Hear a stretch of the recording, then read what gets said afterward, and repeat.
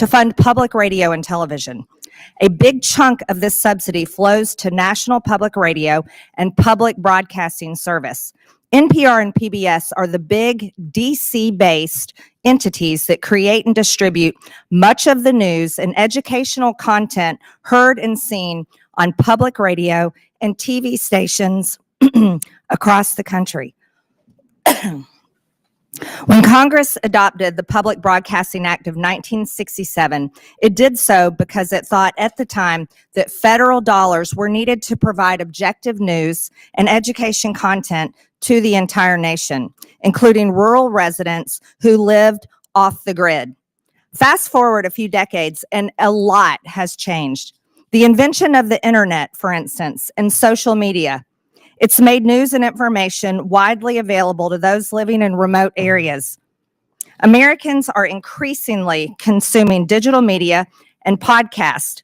The audience of public radio and television is declining. And I know this because I represent a rural district where farmers listen to podcasts and internet-based news while they drive their tractors. At the same time, NPR and PBS have increasingly become radical left-wing echo chambers for a narrow audience of mostly wealthy, white, urban liberals and progressives who generally look down on and judge rural America. PBS News is not just left-leaning, but it is actively uses taxpayer funds to push some of the most radical left positions, like featuring a drag queen on the show Let's Learn, a show targeted toward young children ages 3 to 8 years old.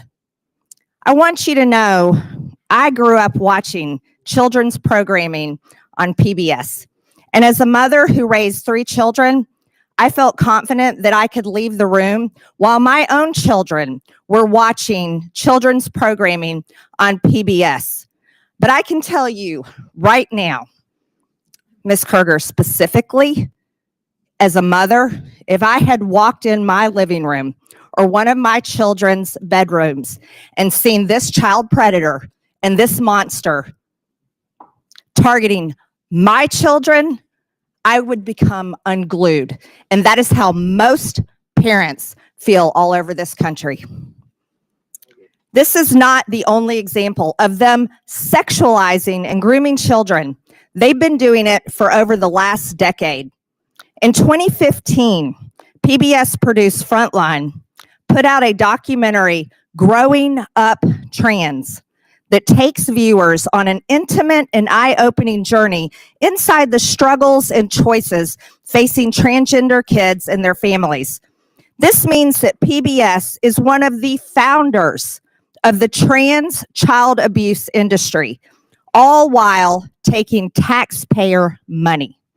Brainwashing and transing children is an issue so hated by parents across the country that it was a driving force in the landslide Republican and Trump victory in the 2024 election cycle and presidential race. The news that these entities produced is either resented or increasingly tuned out and turned off by most of the hardworking Americans who are forced to pay for it. They no longer view NPR and PBS as trusted news sources. As a matter of fact, with these people, they're a threat. In fact, when Elon Musk put his hand over his heart and extended it and told the American people his heart goes out to them, PBS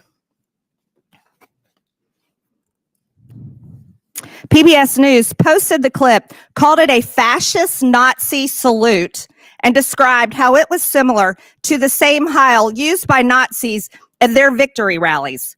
Not once did PBS or NPR report on the numerous accounts of Democrats making the same gesture.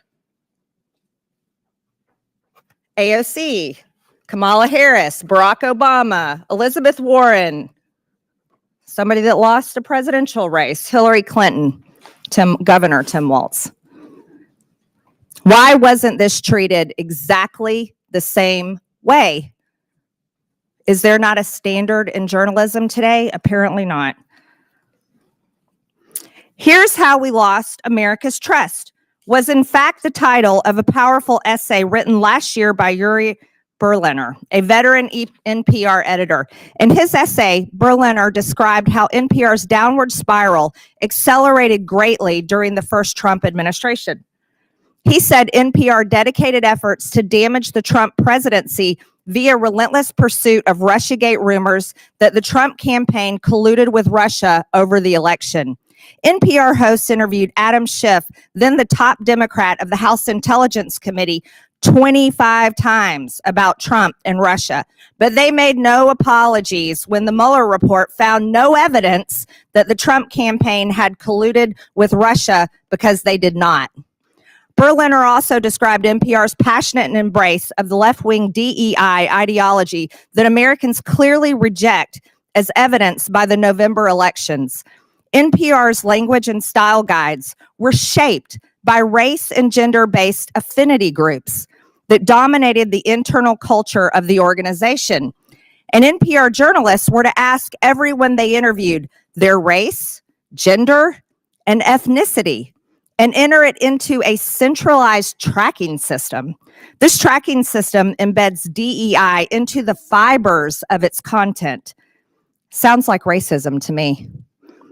It's a software attached to NPR's content management system where these reporters and producers submit information about their sources' race and ethnicity, gender identity, geographic location, that's kind of scary, and age range. The tool allows NPR to track the demographics of their sources in real time to allow for source diversity.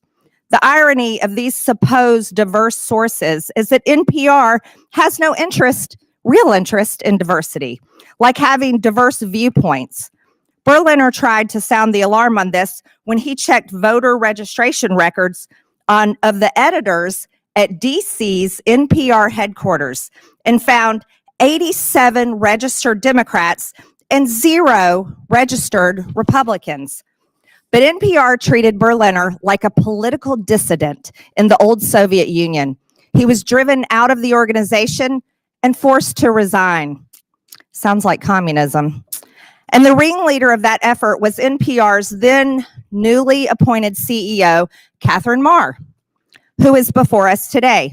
She dismissed Mr. Berliner's wake-up call as profoundly disrespectful, hurtful, and demeaning. In other words, instead of viewing it as a chance to finally right the ship at NPR, she doubled down. In doing so, she made it clear how any further internal dissent would be dealt with on her watch. That does sound like communist China at the taxpayer's expense. And no one should be surprised. NPR installed her in the top job after Ms. Maher was firmly on record with a litany of public comments and social media posts displaying her ultra-progressive views, her scorn for free speech, and her fondness for censorship. So now it's up to Congress to determine if Americans are going to continue to provide her and the organization that put her in charge willingly, after they knew these things, with taxpayer funds to continue to pursue their progressive, or rather communist, agenda. For far too long, federal taxpayers have been forced to fund biased news. This needs to come to an end, and it needs to come to an end now. So I am glad Ms. Maher and Ms. Kerger accepted our invitation to show up today and be held accountable to the taxpayers. I look forward to them answering our questions in full public view and explaining to the American people why they think they deserve Americans' hard-earned taxpayer money. I request unanimous consent that Representative Jim Jordan from Ohio, Representative Ro Khanna from California, Representative Emily Randall from Washington be waived on to today's hearing for the purpose of asking questions. Without objection, so ordered. And with that, I yield to Ranking Member Lynch for his opening statement.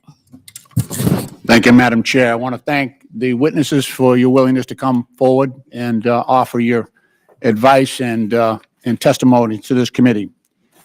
Madam Chair, for over 2 decades of service on this oversight committee, I've worked with members on both sides of the aisle to investigate issues of critical importance to the safety and security of the American people, including the conduct of wars in Iraq and Afghanistan, terrorist attacks against the U.S. compound classified annex in Benghazi, and several major intelligence and security breaches under Democratic and Republican administrations. So I'm sad to see that this once proud committee, the principal investigative committee in the House of Representatives, has now stooped to the lowest levels of partisanship and political theater to hold a hearing to go after the likes of Elmo and Cookie Monster and Arthur the Aardvark, all for the unforgivable sin of teaching the alphabet to low-income families' children and providing accessible local news and programming. This hearing also comes at the direction of President Trump and Elon Musk, who have repeatedly called for the defunding of all public media and claimed that media organizations such as PBS and NPR are, and I quote, a liberal disinformation machine, close quote. Meanwhile, the Trump administration is engaged in an actual disinformation campaign to minimize the catastrophic national security breach that was revealed earlier this week. As reported by Atlantic Editor-in-Chief Jeffrey Goldberg, Mr. Goldberg was inadvertently added to a group chat on an unauthorized, non-secure, publicly available message app in which Secretary of Defense Pete Hegseth disclosed, quote, operational details of forthcoming strikes on Yemen, including information about targets, weapons systems, and other actions the U.S. would be taking, and also attack sequencing. I want to remind my colleagues in Congress that federal law makes it a crime when a person, through gross negligence, removes information relating to national defense from its proper place of custody or delivered to anyone in violation of this trust, or to be lost, stolen, or abstracted or destroyed.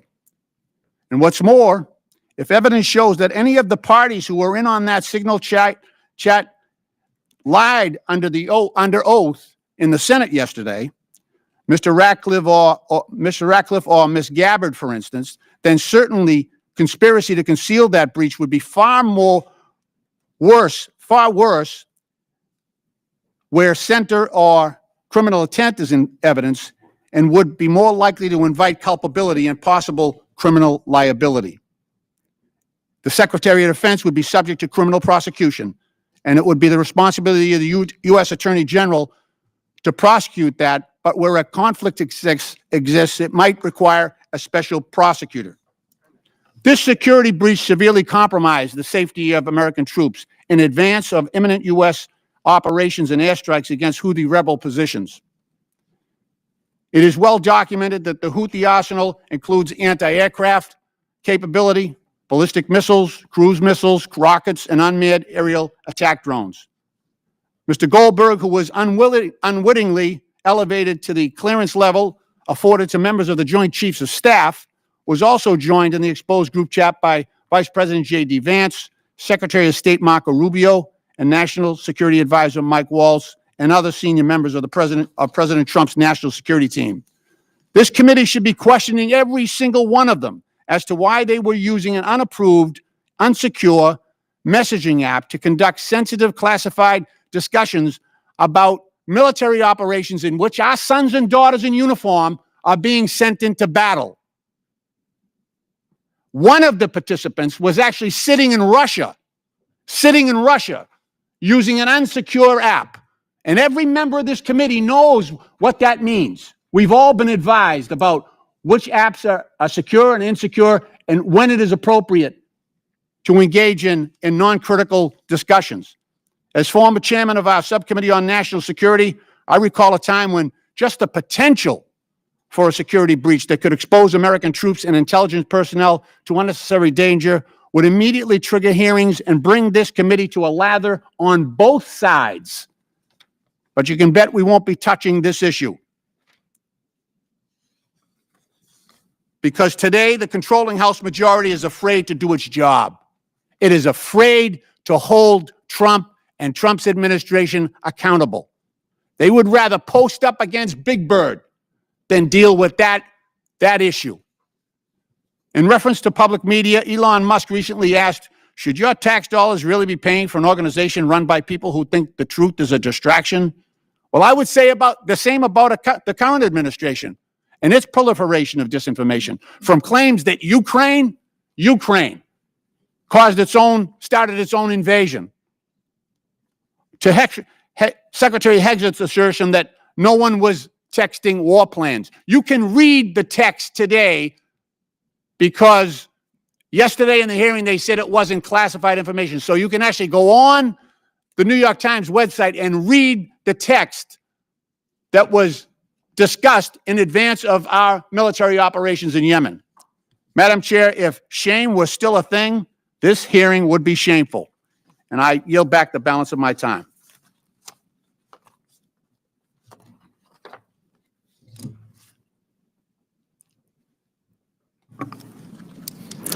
I am pleased to introduce our witnesses today. Paula Kerger is the President and Chief Executive Officer of the Public Broadcasting Service, also known as PBS. Catherine Marr is the President and Chief Executive Officer of National Public Radio, also known as NPR. Mike Gonzalez is the Angelus T. Arredondo E. Pluribus Unum Senior Fellow at the Heritage Foundation. Ed Ullman is the President and CEO of Alaska Public Media. Again, I want to thank you all for being here to testify today. Pursuant to Committee Rule 9G, the witnesses will please stand and raise their right hand.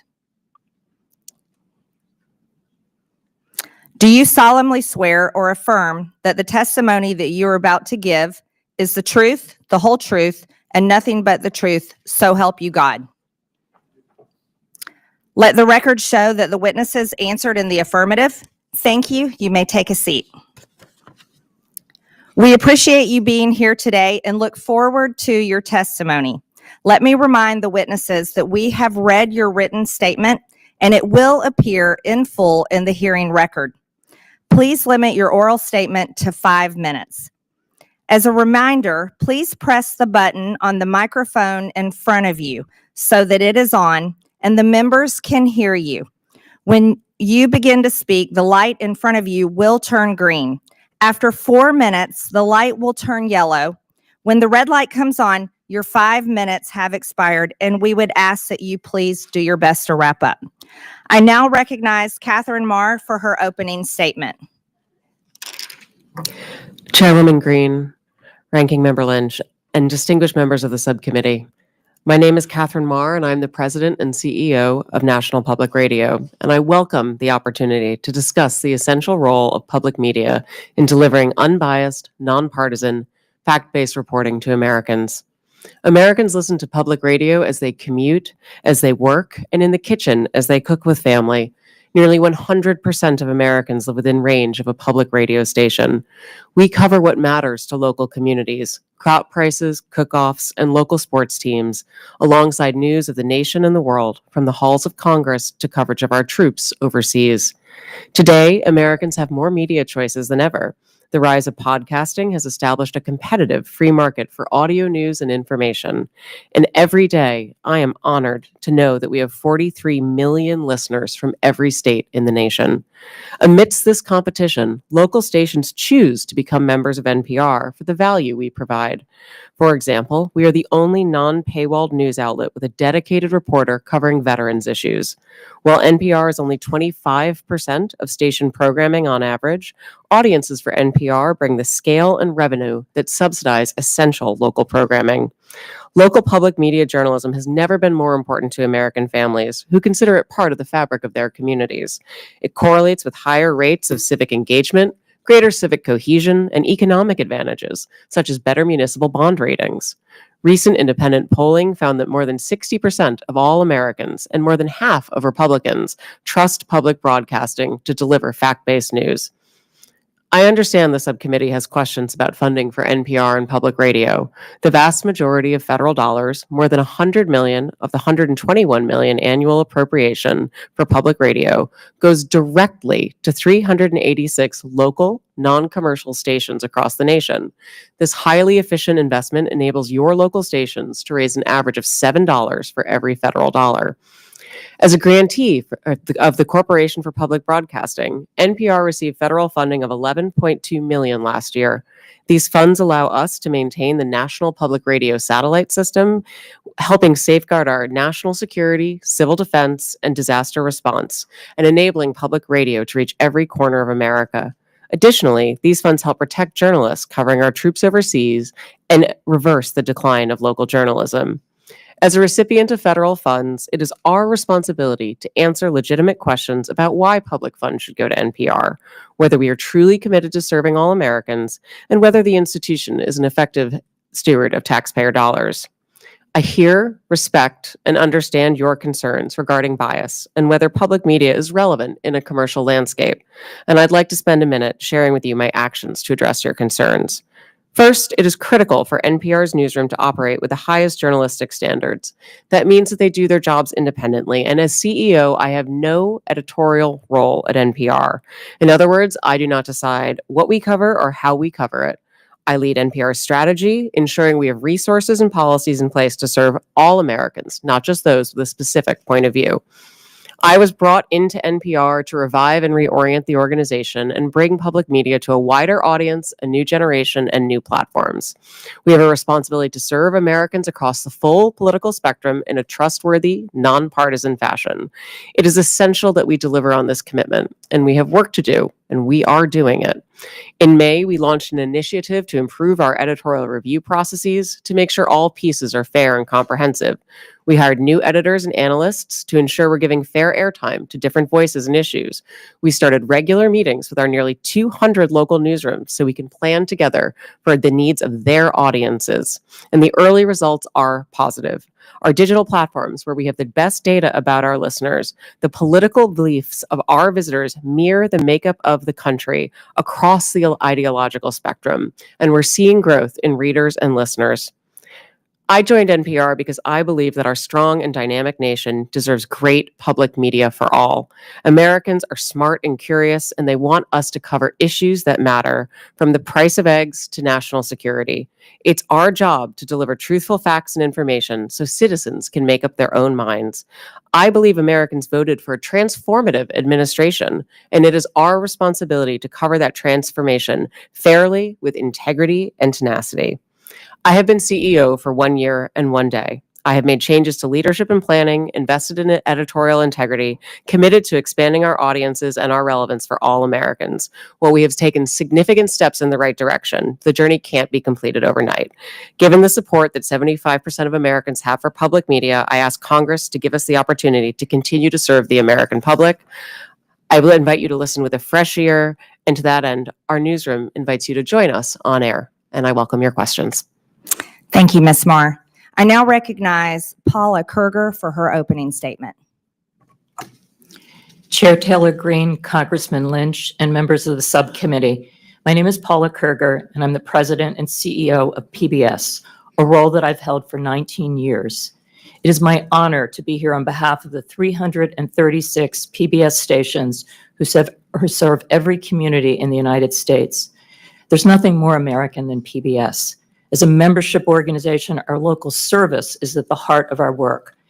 Our job at PBS is to support our stations so that local stations can serve their communities.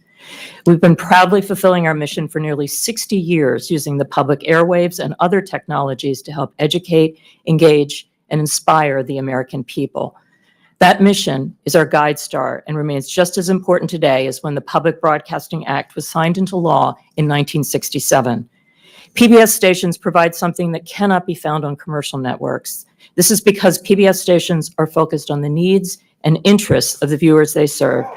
Especially in rural areas, PBS stations are the only outlet providing coverage of local events. For example, high school sports, local history and culture content, candidate debates at every level of the election ballot, and specialized agricultural news.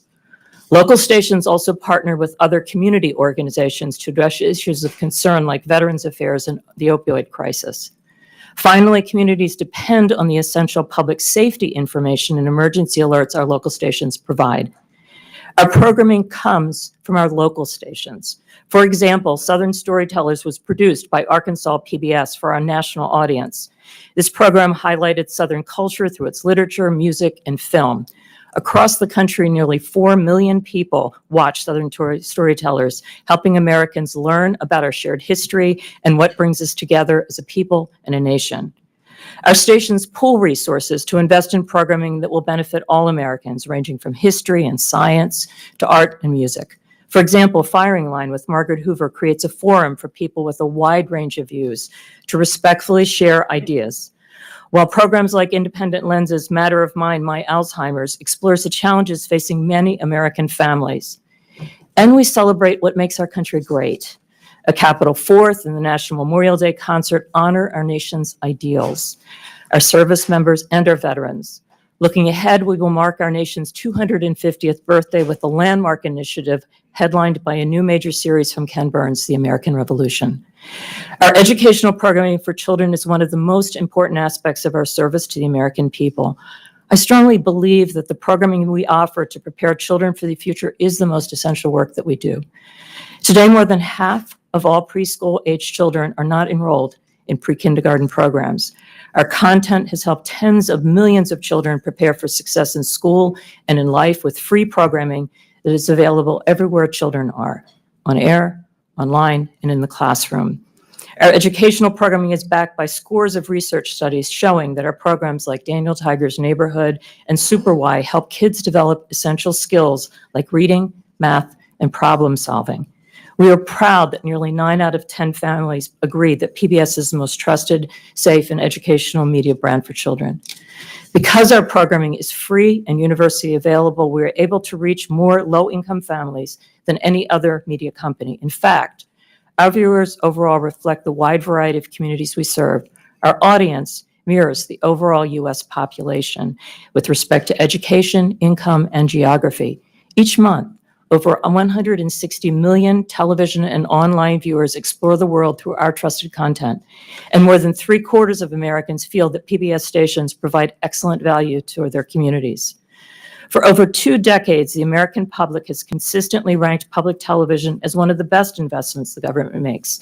More than 70% of the CPB funds from Congress go directly to our stations. And for every dollar of that vital seed money, local stations raise 7 to support their work. This is one of the best, most successful examples of a public-private partnership. When I think about the need for our service, I think of a man I met during a visit to a local station in Nebraska. He was a rancher with young children, and he drove hours to attend a local station event. He pulled me aside and told me this: we need PBS. We don't live near a preschool. My children have learned to read watching PBS shows, and the shows we watch on PBS are our connection to the rest of America. That is why PBS and the 336 local stations in your communities do what we do. PBS programming and the services that local stations provide bring Americans together. It is valued, needed, and trusted by the American people. I appreciate the opportunity to be here today, and I look forward to your questions. Thank you, Ms. Kruger. I now recognize Mike Gonzalez for his opening statement. Thank you, Chairwoman Taylor Green, Ranking Member Lynch, for allowing me to appear before you today. My name is Mike Gonzalez. I'm a senior fellow at the Heritage Foundation. The views expressed are my own and should not be construed as representing any official position of the Heritage Foundation. Before joining Heritage 16 years ago, I was a journalist for many years. I worked in Latin America, Asia, and Europe, traveled with the Mujahideen in Afghanistan, was arrested in Panama, witnessed China's takeover of Hong Kong, and covered the stock market for the Wall Street Journal. I have even covered high school sports. I know that journalists can keep their prejudices in check. That is, if they want to. This ability to give all sides a hearing becomes an even more serious obligation when taxpayers are coerced to pay for you. Yet NPR, PBS, and the other state broadcasters refuse to abide by this simple code of decency. For decades, they've asked for more money while telling conservatives to get lost. But the nation today is in a very different place, with $36 trillion in debt. And more importantly, we're seeing not just a shift in our cultural vibe, but a shift in societal paradigms. Through the egregious bias, NPR and PBS have violated the public trust. Public media needs to be defunded, and the CPB needs to be dissolved. It's a matter of simple fairness. Multiple arguments can be made. I will list just a few. We're deeply in debt. Number two, the arrangement is unfair to private sector media competitors. Number three, public broadcasting was created with the promise that it would be educational. But now that thousands of competitors have come online, public media has become, as George Will says, like the human appendix, vestigial and purposeless. The funding is a regressive tax, an obnoxious wealth transfer from working families to the affluent. But the ultimate factor is the broadcaster's unforgivable political bias. What we have today is a circular, undemocratic relationship. Democrats unanimously vote for more and more money for public media, and in exchange, public media heavily tips the scale in their favor. It is a nice arrangement for them, but it must end. NPR's and PBS's foolhardy embrace of progressive views and constant denigration of conservative ones is quantifiable. Thank you. I referred you to my written testimony. Besides my own examples, I cite the research of Tim Graham, as well as NPR veteran Yuri Berliner, who says, quote, an open-minded spirit no longer exists within NPR. Rather than pause and reflect, NPR instead chose to circle the wagons and assassinate Berliner's character. This is part of a pattern. In 2010, NPR fired Juan Williams and vilified him as a psycho after he dared to flout the network's progressive orthodoxy. The people running NPR remain, in Mr. Williams' words, an insulated cadre of people who think they're right and who have a hard time with people who are different. They went completely off the rails when Donald Trump was elected in 2016. Coverage, quote, veered towards efforts to topple the Trump presidency, Berliner said.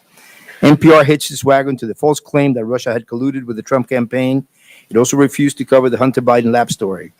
After the 2020 riots, NPR firmly sided with those who affirmed, without a shred of evidence, that America is an oppressive society gripped by systemic racism. NPR and PBS even justified looting. Rather than use journalism as a truth-seeking tool, NPR and PBS distorted journalism to further a political agenda. Yamiche Alcindor, the liberal activist that PBS hired to cover the White House, routinely used the platform to make unsubstantiated allegations against President Trump. President Biden, she presented as, quote, a moral and decent man, unquote. Or consider Catherine Marr's appointment as NPR CEO. Her long record of comments leave zero doubt that she's not only a committed progressive, but someone whose disdain for free expression disqualifies her from being anywhere close to the levers of power at a media institution. And what does she think of President Trump? He's, quote, a deranged racist sociopath. Ms. Marr is an American. She's entitled to her views.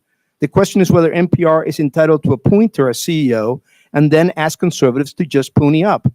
Public media's main argument now is that it is essential for weather emergencies in hard-to-reach places, and that without public money, local news will cease to exist. But over 98% of Americans today have a mobile phone. Even Alaska, one of our most isolated states, has high levels of internet penetration. As for the claim that the taxpayer is the last available business model for local news, NPR and PBS are asking us to believe something laughable, that the government can fund a media structure that actually keeps the government in check. I urge you not to try to mend public broadcasting. End it. Thank you very much for your attention, and I look forward to your questions. Thank you, Mr. Gonzalez. I now recognize Ed Ullman for his opening statement. Madam Chair, Ranking Member, and distinguished members of the subcommittee, it is an honor to be here today. My name is Ed Ullman. I'm the President and CEO of Alaska Public Media. The people of Alaska rely on public media to provide free, universal access to essential services in public safety, education, and community connections. This includes potentially life-saving alerts, updates on community affairs, coverage of state and local government, proven educational content engagement services, and local and national news.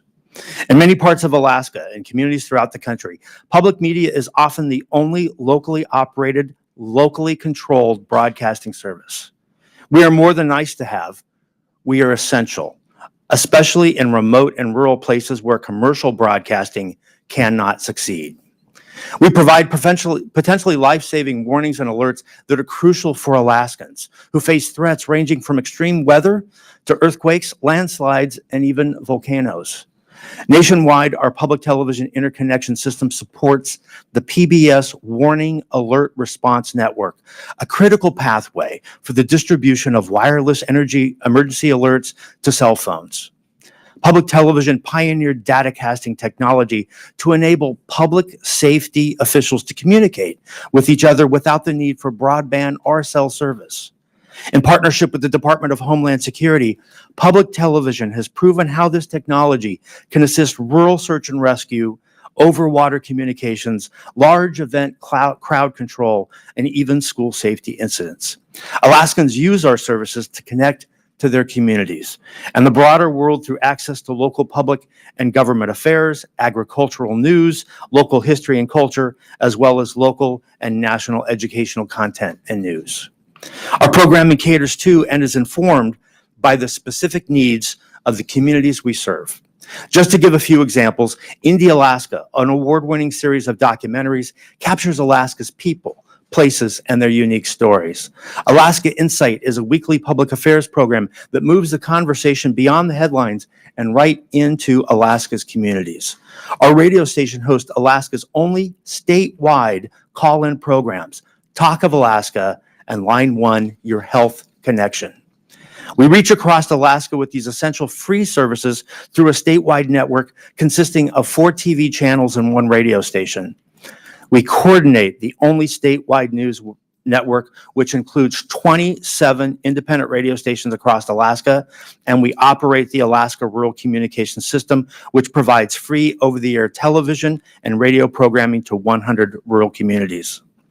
Alaska Public Media is one of more than 360 locally controlled and operated public television stations and over 1,000 public radio stations throughout the country that provide critical services to address the broad range of interests and views of our local communities.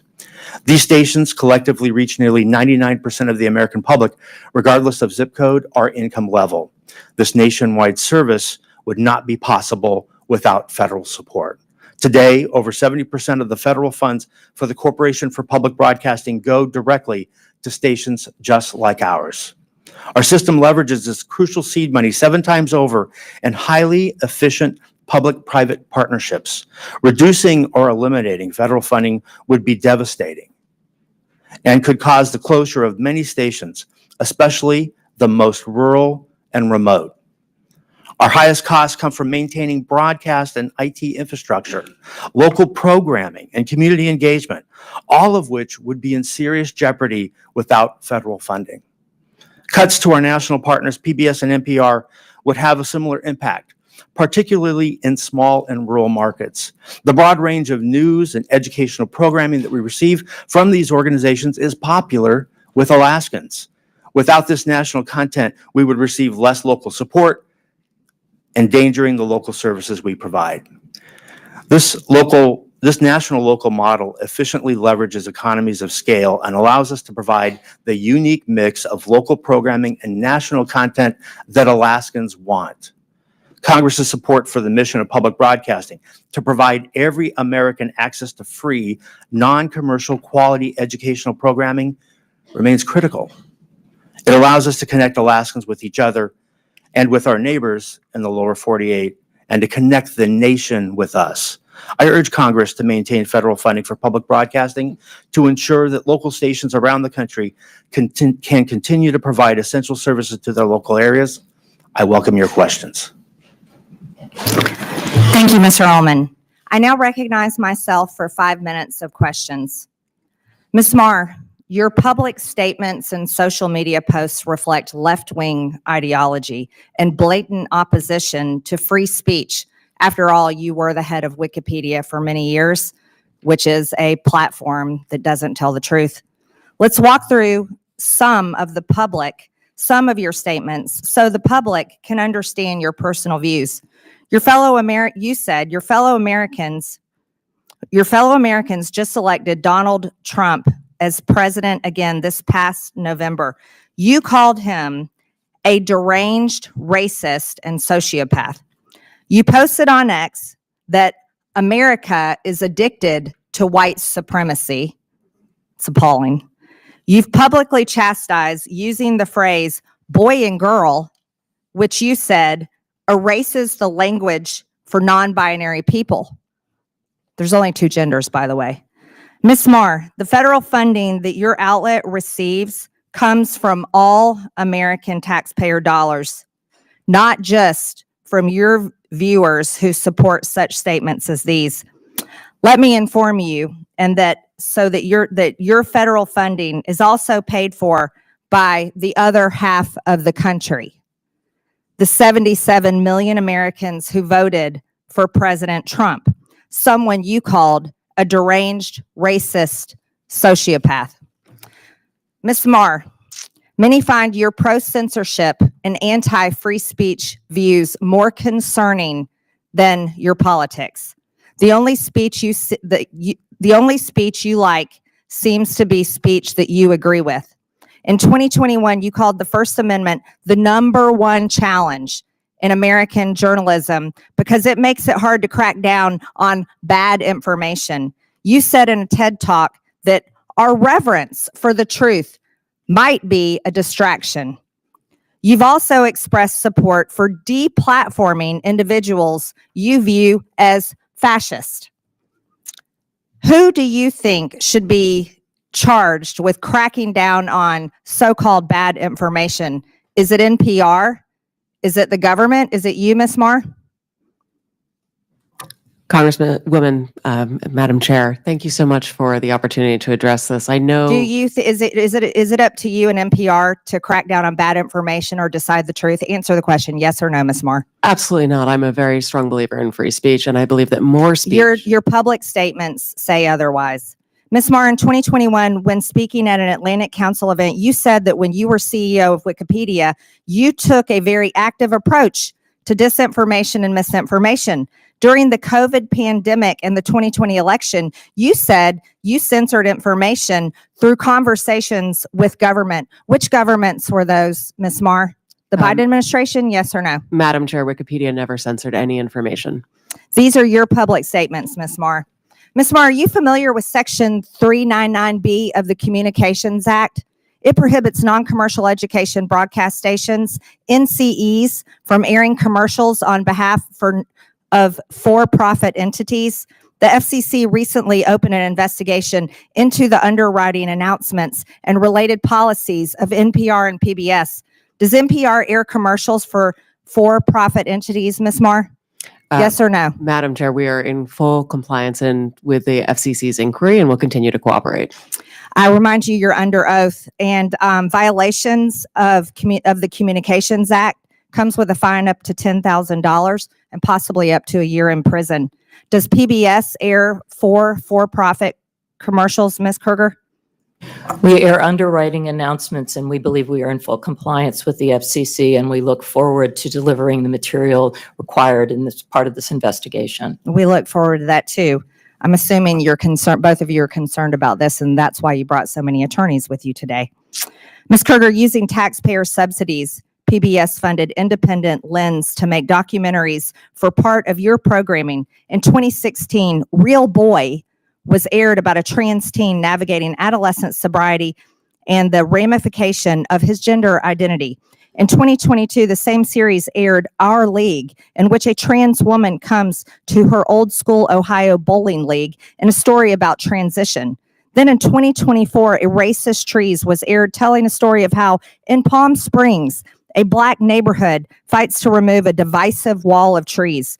Do you think PBS needs to fund ridiculous material such as this that the taxpayers are having to pay for? These are documentary films that are point of view pieces that are part of our primetime schedule for adults. And parents and adults don't trust that type of programming.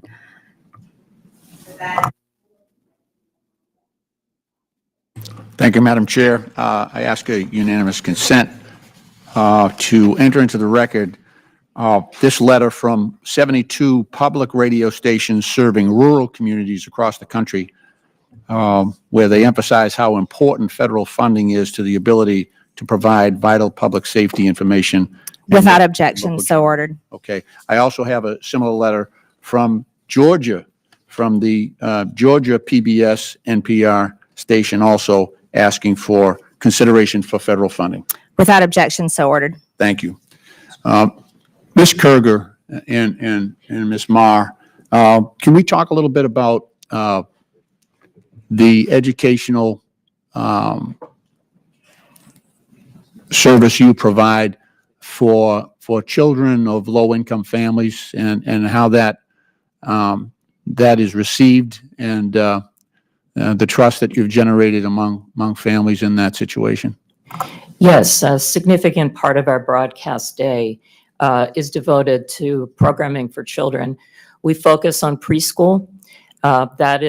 Goes back to the legacy of Fred Rogers, who believed that media could be a tool to help to instruct children as well as a tool of entertainment. Our programming is focused on core skills that kids need to develop before they enter school, in math and in learning numbers and in learning letters, so that kids that don't have the opportunity to be in a formal pre-K program have a chance to walk into school for the first time on equal footing with kids that have more opportunity. And that's the heart of what we think about in the programming that we develop for kids. Now, I know you've done some, well, independent groups have done assessments on trust, the trust factor that parents have on PBS Kids, which is one of your most popular services. Can you talk about that? Yes. Where did you come in terms of the comparison to other stations? Yeah, we are the most trusted media brand. In fact, Parents Magazine this week just ran the results of a study that was done on Daniel Tiger's neighborhood, actually looking at 16-year-olds that remember some of the basic skills they learned as small children. And what we're focused on is to make sure, again, that every child has the opportunity to learn and be excited about the world around them when they enter a school for the first time, and to give them those core basic skills that we can see they carry forward in life. Ms. Marr, I'd like you to focus on the work that public media is doing in relation to public safety communications. How important is this function of public broadcast media, particularly, I'm talking about the most rural, most remote communities in this country? Thank you so much, Congressman. We are part of the National Next Generation Warning System, for which we've received a significant investment over the course of the last few years, and many thanks to Congress for supporting that appropriation. Our stations are busy implementing that across the nation. We also are part of the the statewide emergency plans for more than 20 states. You'll see the importance and value of public radio in particular when we face extreme weather. For example, whether in Ashland, North Carolina, recently, Blue Ridge Public Radio was the only news information source available for nearly 2 weeks as people struggled with outages of water and electricity, and certainly outages of cell phones and internet. Recently as well, my colleague from Alaska would be able to speak to Raven Public Media, which had a very similar experience of 2 weeks of outages in which the local media station was, again, the only source of information for that community. When everything else goes down, public radio is there, available to first responders to be able to communicate directly about issues of harm and ensure the public has access to vital, critical information. Now, I mean, there's a lot of information out there, a lot of stations out there, but we're talking, what's the difference here when you have a paywall-free, non-subscription access for some of these communities? I think it makes all the difference in the world, sir. We recently, as I mentioned in my opening statement, we're one of the only publications in America that has a dedicated veterans beat, and the only one without a paywall. I'm always struck by something that our veterans reporter told me, which is that a mother of one of our troops deployed overseas came to him and said that for the first time in 9 months, she'd heard his son's voice. That's something that I believe only public media can do, and it can only do that because it is available to all Americans without any barriers. Thank you. Madam Chair, I yield back. I now recognize Chairman Comer from Kentucky for 5 minutes. Thank you, Madam Chair. Mr. Ullman, I'm glad you brought up a point, and it's been mentioned a couple of times already at the early start of this hearing about rural and remote. And I have to tell this story. When I graduated from college with a degree in agriculture, I went back to rural Monroe County, Kentucky, and worked on a farm, my farm, for 5 years, full time. Farm to this day, but full time. I was in a tractor, sometimes 10, 12, 14 hours a day.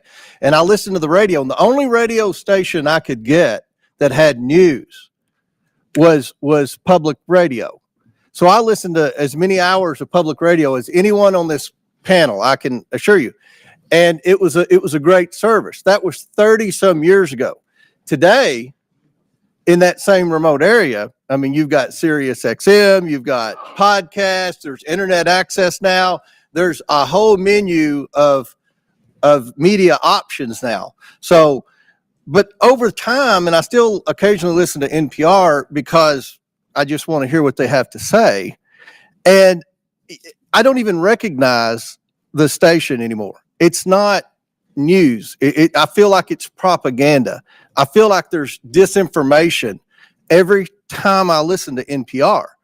And, you know, a media entity like MSNBC or Huffington Post that, in my opinion, consistently spews disinformation, they can do that. They're a private company.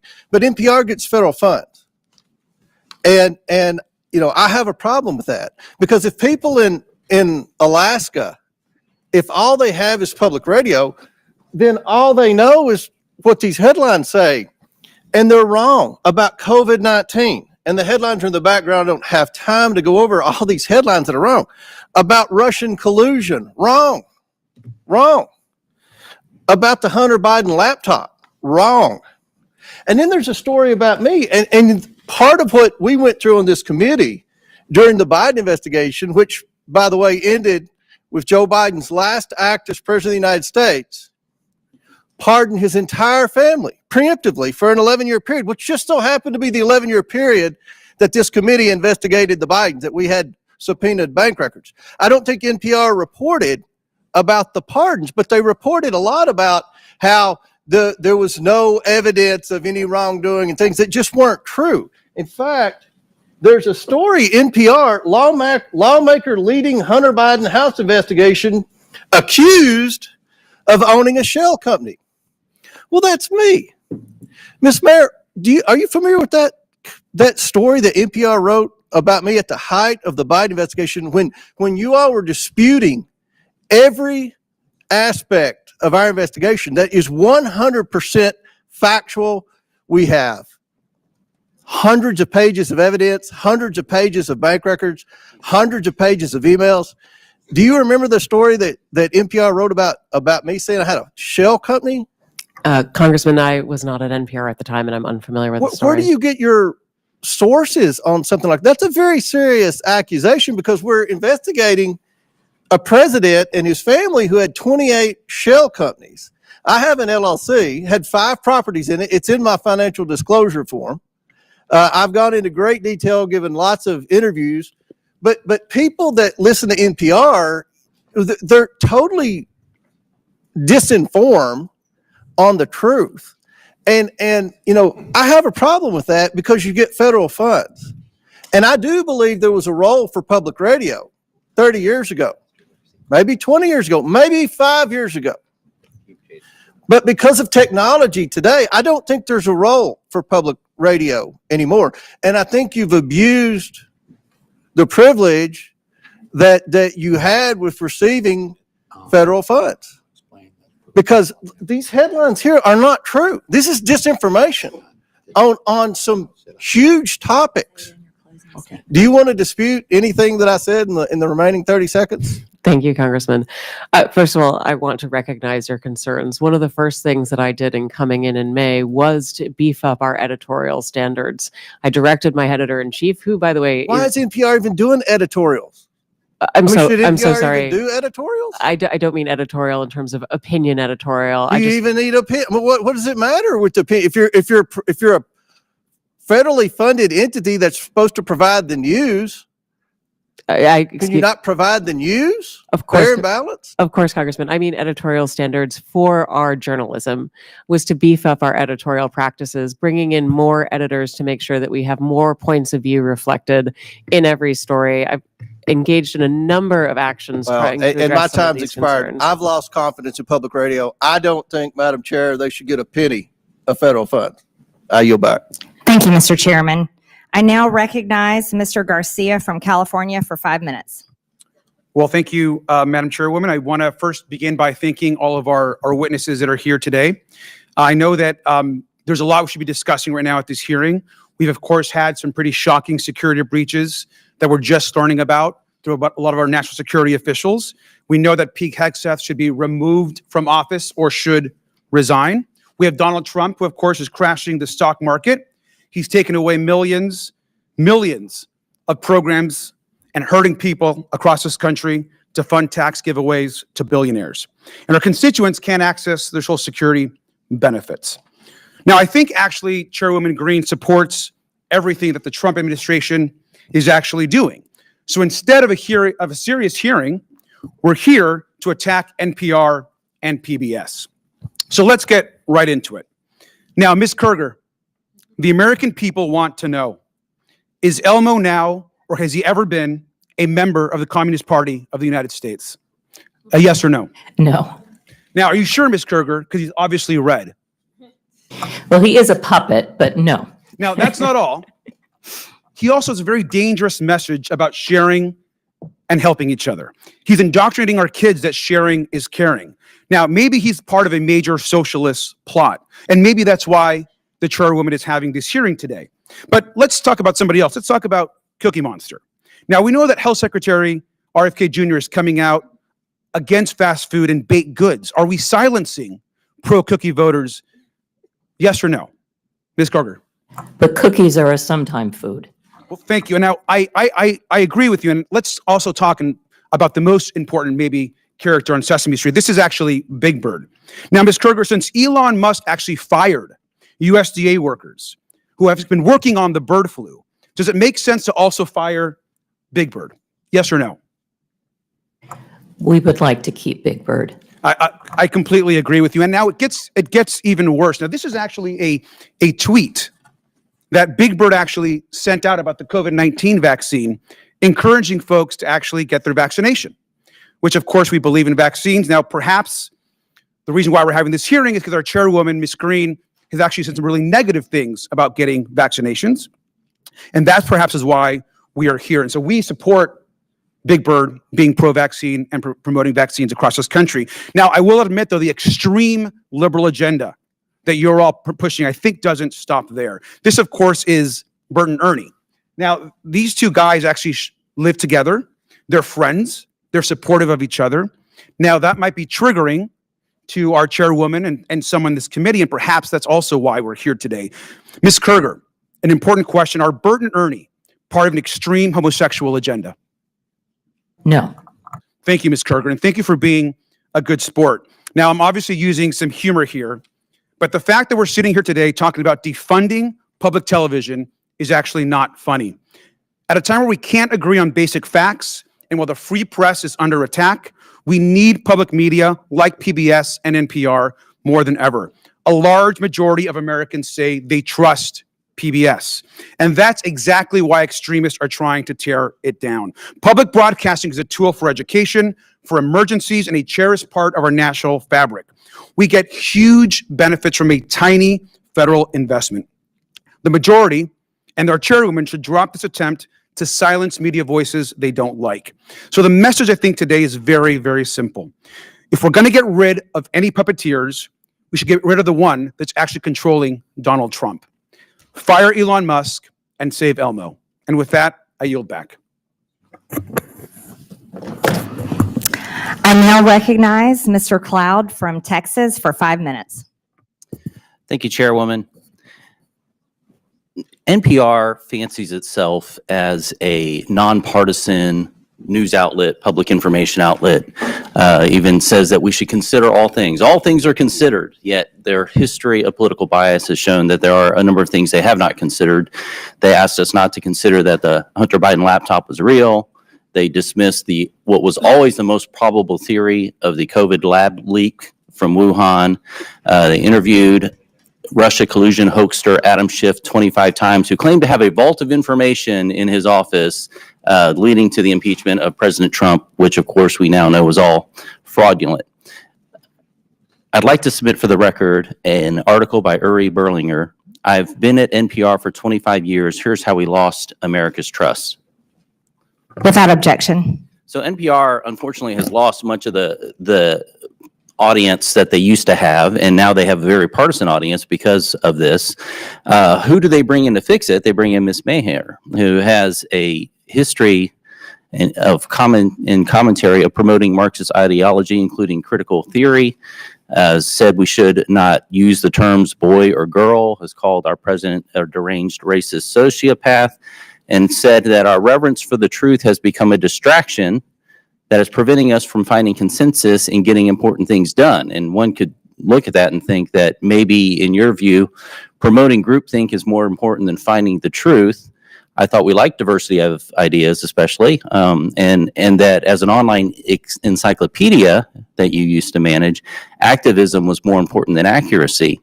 Now, I had an uncle who used to say that you should never let the truth get in the way of a good story. And while that was humorous when we were talking about weekend fishing expeditions, when we're talking about news and information and encyclopedias and things that are of national importance, I find that very troubling. Now you are here managing NPR, which is in part federally funded. Can we expect that you will bring the same lack of reverence for truth to your management of NPR? Thank you, Congressman. First of all, I do want to say that NPR acknowledges that we were mistaken in failing to cover the Hunter Biden laptop story more aggressively and sooner. Our current editorial leadership. In Wuhan? We recognize that we were reporting at the time, but we acknowledge that the new CIA evidence is worthy of coverage and have covered it. What have you done to clean up the bias before? You mentioned I wasn't there for that. What are you doing to clean up and make sure that we have Absolutely. Thank you, unbiased? Congressman. As I mentioned, I came in May. Mr. Berliner published his story 2 weeks into my tenure regarding stories that had happened prior. I wish that I had had the opportunity to speak with Mr. Berliner. I would have loved to have had him engage and come back to us with some suggestions as to what we could do editorially in order to address what he perceived as bias. Now you've had a long history, including the thing that I mentioned about lack of reverence for truth. And how reverence for truth, you've even talked about the First Amendment kind of getting in the way of what you wanted to get done. And then you're wanting us to believe that NPR is now taking this non-biased approach. I mean, where was the come to Jesus moment for you, I guess, that has turned you around and that we can trust the American taxpayer dollars with your leadership of NPR? I so appreciate the opportunity to perhaps clarify some things. My talk about truth was really referencing the way that people use truth to refer to belief as opposed to facts. And my encouragement was that we focus on facts. With regards to the First Amendment, That's not what your comment said. Your comment said that truth was getting in the way of getting things done and that you were prioritizing what you wanted to get done over truth. And that's really unfortunate. I want to go to a different context because you're allowed to have your political opinion. Any news organization should be going after the truth. That's what we want and expect out of news organizations. But certainly a media platform can have whatever opinion it wants in a free society. The question before us today as a committee is whether or not the taxpayer should be forced to pay for this kind of thing. Mr. Gonzalez, I wanted to get your take on this about why the corporate public broadcasting is it still relevant today? I mean, we're in a different context than we were in the 60s where maybe not every home had a television. Now many of them have multiple televisions, and certainly most have a screen in their pocket most times during the day. I have 3 here on my desk. And so it seems like we're in a different context of where could we possibly get the news today or information? Could you speak to the importance or lack thereof of the Corporation of Public Broadcasting in the context of where we are today in society? Yeah, right. When it came on after the passage of the 67 Public Broadcasting Act in the early 70s, there were only 3 networks. We had Cronkite, Reasoner, and the other guy. And PBS added by a third the number of networks that we had. That's not the case today.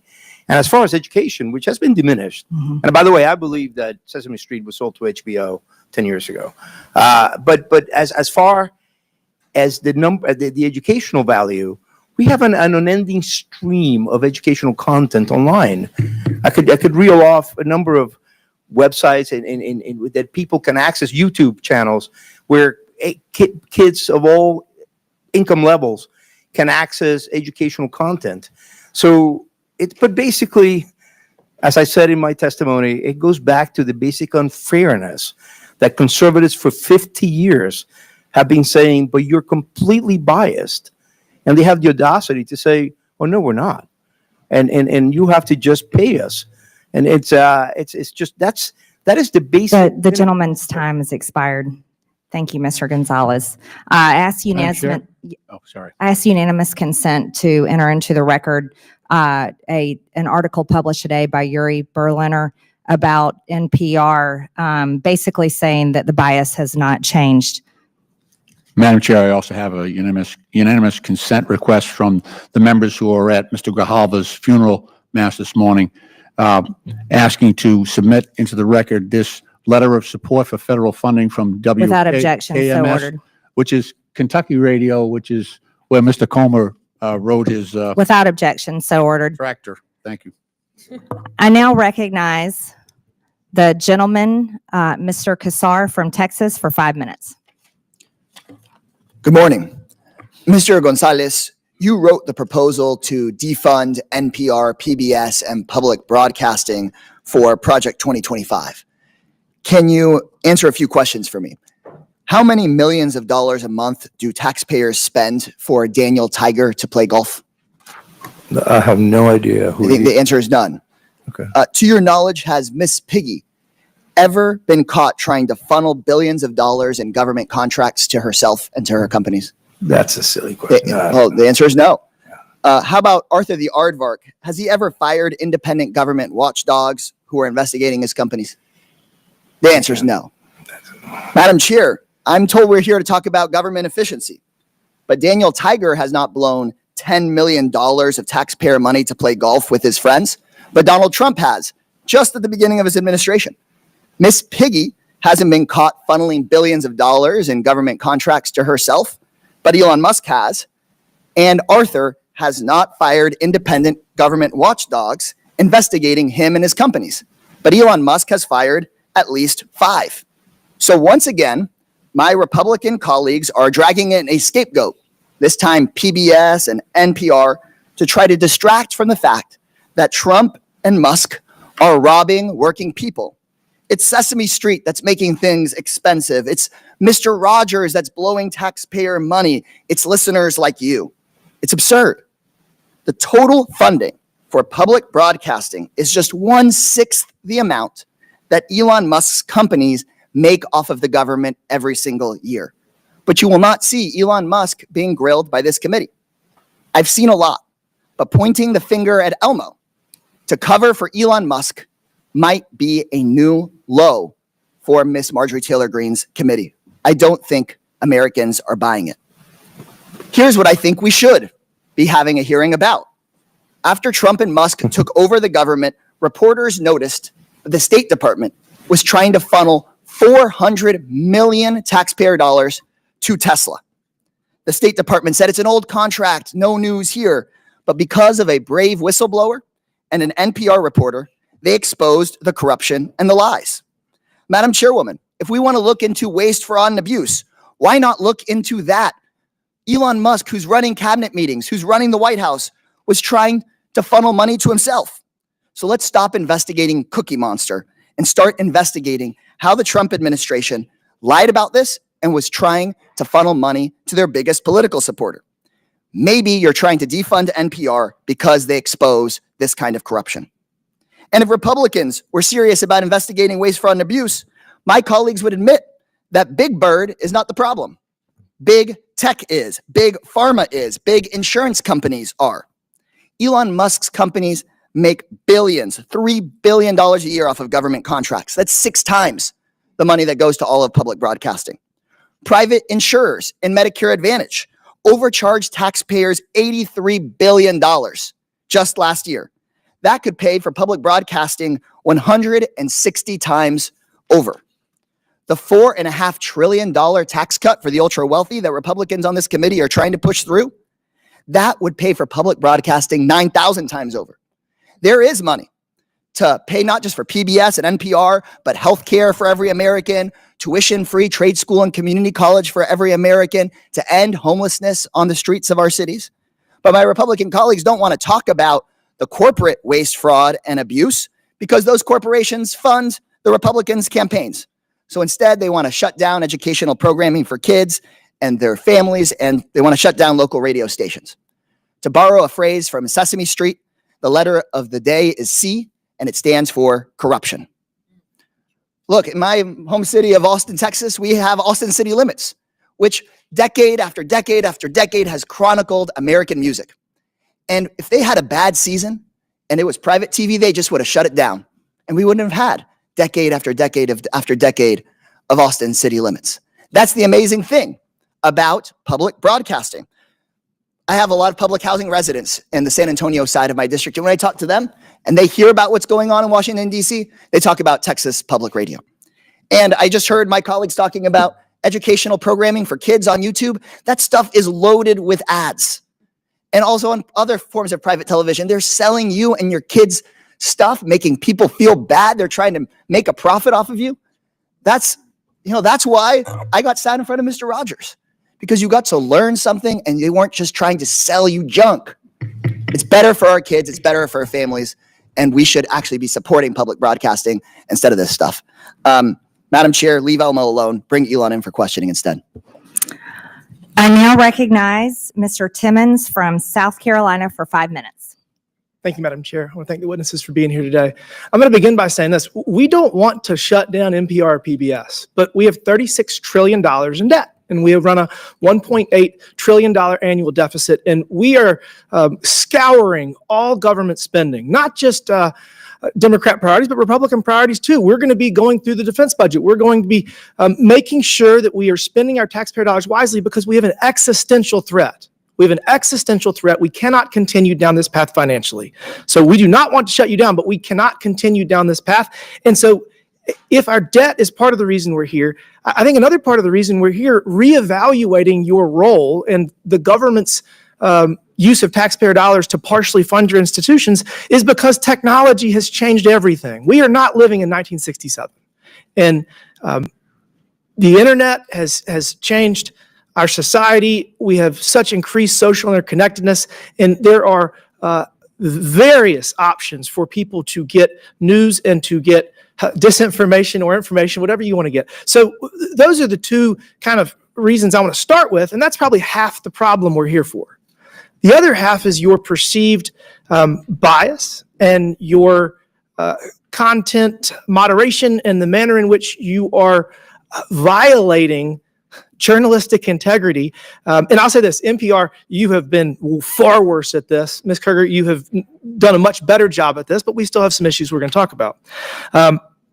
Ms. Marr, do you think that the public statements you have made on social media create a challenge in your leadership for what should be an unbiased public information system? Do you think that your past comments, I'll give you a better question, did they come up in your job interview? Like, do you see a problem? Congressman, thank you for the question. No, they never came up in my job interview. You're a rabid progressive. And do you not think it's a problem that your political leanings make it seem to the American people that you're not biased and that you're not doing your job? Because you agree that your job is to have journalistic integrity, right? Absolutely, but there is a strong firewall between the newsroom and anything that I Let's do. talk about the newsroom. You have 87 registered Democrats, not a single Republican in your editor board. So, I mean, how does that work to give us the perception that you're doing your job of actually delivering unbiased information? Well, I would agree with you that that number is a concern if it is accurate. I do believe that we need to have journalists who represent the full breadth of the American society so that we can report well for all Americans. Well, I think that you are failing. I realize you've only been there for a year, but I just really think that while it is a small portion of your budget, you very much should expect to restructure your revenue streams, because I don't think that NPR is necessarily worth saving. And I'm going to go on to Ms. Kruger. I will say this, you have been very professional and you have been there for decades. And I think that you've done a fairly good job over your tenure. But I want to ask you a very simple question. In retrospect, do you think that it was inappropriate to put the drag queen on the kids show? Do you think that was a mistake? The drag queen was actually not on any of our kids' shows.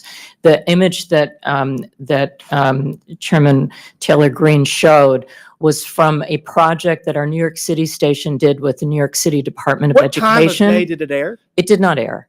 It was a digital project they did for the Department of Education. Do you think It only that appeared on our human should have website anything brief- to do with PBS? Do you think that human? I mean, do you see? It was not a PBS. It was not for PBS. It was Okay, so you're mistakenly saying we put it shut on our down information. website by our. I'm sorry. I don't mean to talk over you. It was mistakenly put on our website by our New York City station. It was not intended for national Okay. distribution. It was immediately pulled down. It was never What broadcast. about, do you think that you should publish something that calls trees racist? Is that, in retrospect, should you have published that? I'm not sure what you're referring to. You had Congressman. a segment that it was called racist trees, and it was I mean, we've already referenced it a number of times. So, I mean, do you think trees can be racist? I guess that's a good one. I don't know what you're talking about. I've never Okay. heard of what you're referring to. All right. Well, But I'd be happy to look into it. I guess last, do you think that it's appropriate to expose children to issues of transitioning? Do you see a problem with that? Is that something you should avoid? That is not anything on any of our children's programs at all. Ms. Kerger, you have done a far better job here today, and we're going to continue to have this conversation. But again, we have $36 trillion in debt, and we're trying to figure out how to make sure that our kids and our grandkids have an opportunity at the American dream, because if we don't change course financially, they won't. Thank you. I yield back. Thank you. I now recognize the gentlewoman from Texas, Ms. Crockett, for 5 minutes. Thank you so much. It should not be surprising that the president is doing everything possible to make it more difficult for the media to hold him accountable and for the public to be informed about his reckless and illegal behavior. Yet here we are. The Republicans have actually organized this goofy hearing to try to convince the American people that PBS and NPR are, quote, domestic terrorists or domestic threats. My apologies. Not the incompetent, unqualified Secretary of Defense who's texting war plans to journalists. But it's y'all, PBS and NPR, the American people are supposed to be worried about. You can't make this up. It's as stupid as it sounds. The American people should be worried about the president threatening to investigate NBC for treason for reporting on his felony convictions, or arresting reporters and stripping networks of their licenses for not saying nice things about him or not using Gulf of America. The Republicans' witness, Mr. Gonzalez, went so far as to suggest that because NPR and PBS reported on the murder of George Floyd, they, quote, represent a danger to our physical health as well as to civic health of our body politics. Ms. Mayor, do you think reporting on the murder of George Floyd and highlighting instances of systemic racism is a domestic threat to America? Thank you, Congresswoman. I believe it's our responsibility to report on all issues of interest to the American public. Thank you so much. Ms. Kerger, what about you? I agree. I think it's important for us to report on the important news of the day. So let's talk about the critical role of public media. During his first term, President Trump's own Department of Homeland Security highlighted the importance of public broadcasting's role in public safety. In 2018, his administration stated, quote, PBS and local public television stations play a crucial role in protecting communities by delivering essential information to individuals and first responders. These benefits are all made possible by public broadcasting stations' unique reach, reliability, and role across America, and are especially vital in rural and underserved areas. Madam Chairwoman, I would ask unanimous consent. I seek unanimous consent to enter into the record the 2018 Without report. objection, so ordered. And Madam Chair, I also seek unanimous consent to enter into the record the 2019 report titled Modernizing the Nation's Public Alert and Warning System from Trump's. Without objection, so ordered. In the report, FEMA encouraged, quote, the use of public broadcast capabilities to expand alert, warning, and communication capabilities to fill gaps in rural and underserved areas. Mr. Ullman, what's a more significant domestic threat, reporting the murder of George Floyd or dismantling most of America's emergency communication systems? Can you please repeat the question for me, Congresswoman? Which one is more of a threat? Reporting the murder of George Floyd or dismantling most of America's emergency communication systems? dismantling the emergency systems. And isn't it true that in Barrow, Alaska is the only, and Yeah. isn't it true that KBRWAM in Barrow, Alaska is the only broadcast service available in an area of more than 90,000 square miles? That is correct. It's also the North Slope where the majority of all the oil production that comes from Alaska takes place. Thank you so much. And isn't it true that without these stations broadcast, Americans in rural communities would lack access to life-saving information and public safety alerts? That is correct. So in your opinion, would eliminating funding for stations in rural America like WNGH, Channel 18, and the Chairwoman's District hurt Americans? It would hurt Americans, yes. In fact, Georgia Public Broadcasting serves as the official distributor of evacuation route information during state-ordered evacuations, and the chairwoman is here advocating to strip their funding. Look, the DOGE agenda isn't about government efficiency. It's about breeding corruption at the expense of the safety of the American people, particularly Americans living in rural or remote parts of the country. They don't care about public safety. They don't care about emergency management, and they don't care about free speech, all of which are harming American people. In fact, I'm going to skip off real quick because they have tried to come for you, Miss Mayor. And I just want to clarify, you did not work for NPR when those statements were made, did you? That is correct, Madam And to Chair. be clear, free speech is not about whatever it is that y'all want somebody to say. And the idea that you want to shut down everybody that is not Fox News is bullshit. We need to stop playing because that's what y'all are doing in here. You don't want to hear the opinions of anybody else. And the Constitution says Congress shall make no law respecting or establishing of religion or prohibiting the free exercise thereof or abridging the The gentlewoman's time has expired. press. The gentlewoman's time has expired. Madam Chairwoman, can I put something into the record? Unanimous consent, please. Without objection, so ordered. Thank you. I'd like to put under this NPR article what Biden preemptive pardons for family members could mean for presidential powers. If I could submit to the record. Without objection, so ordered.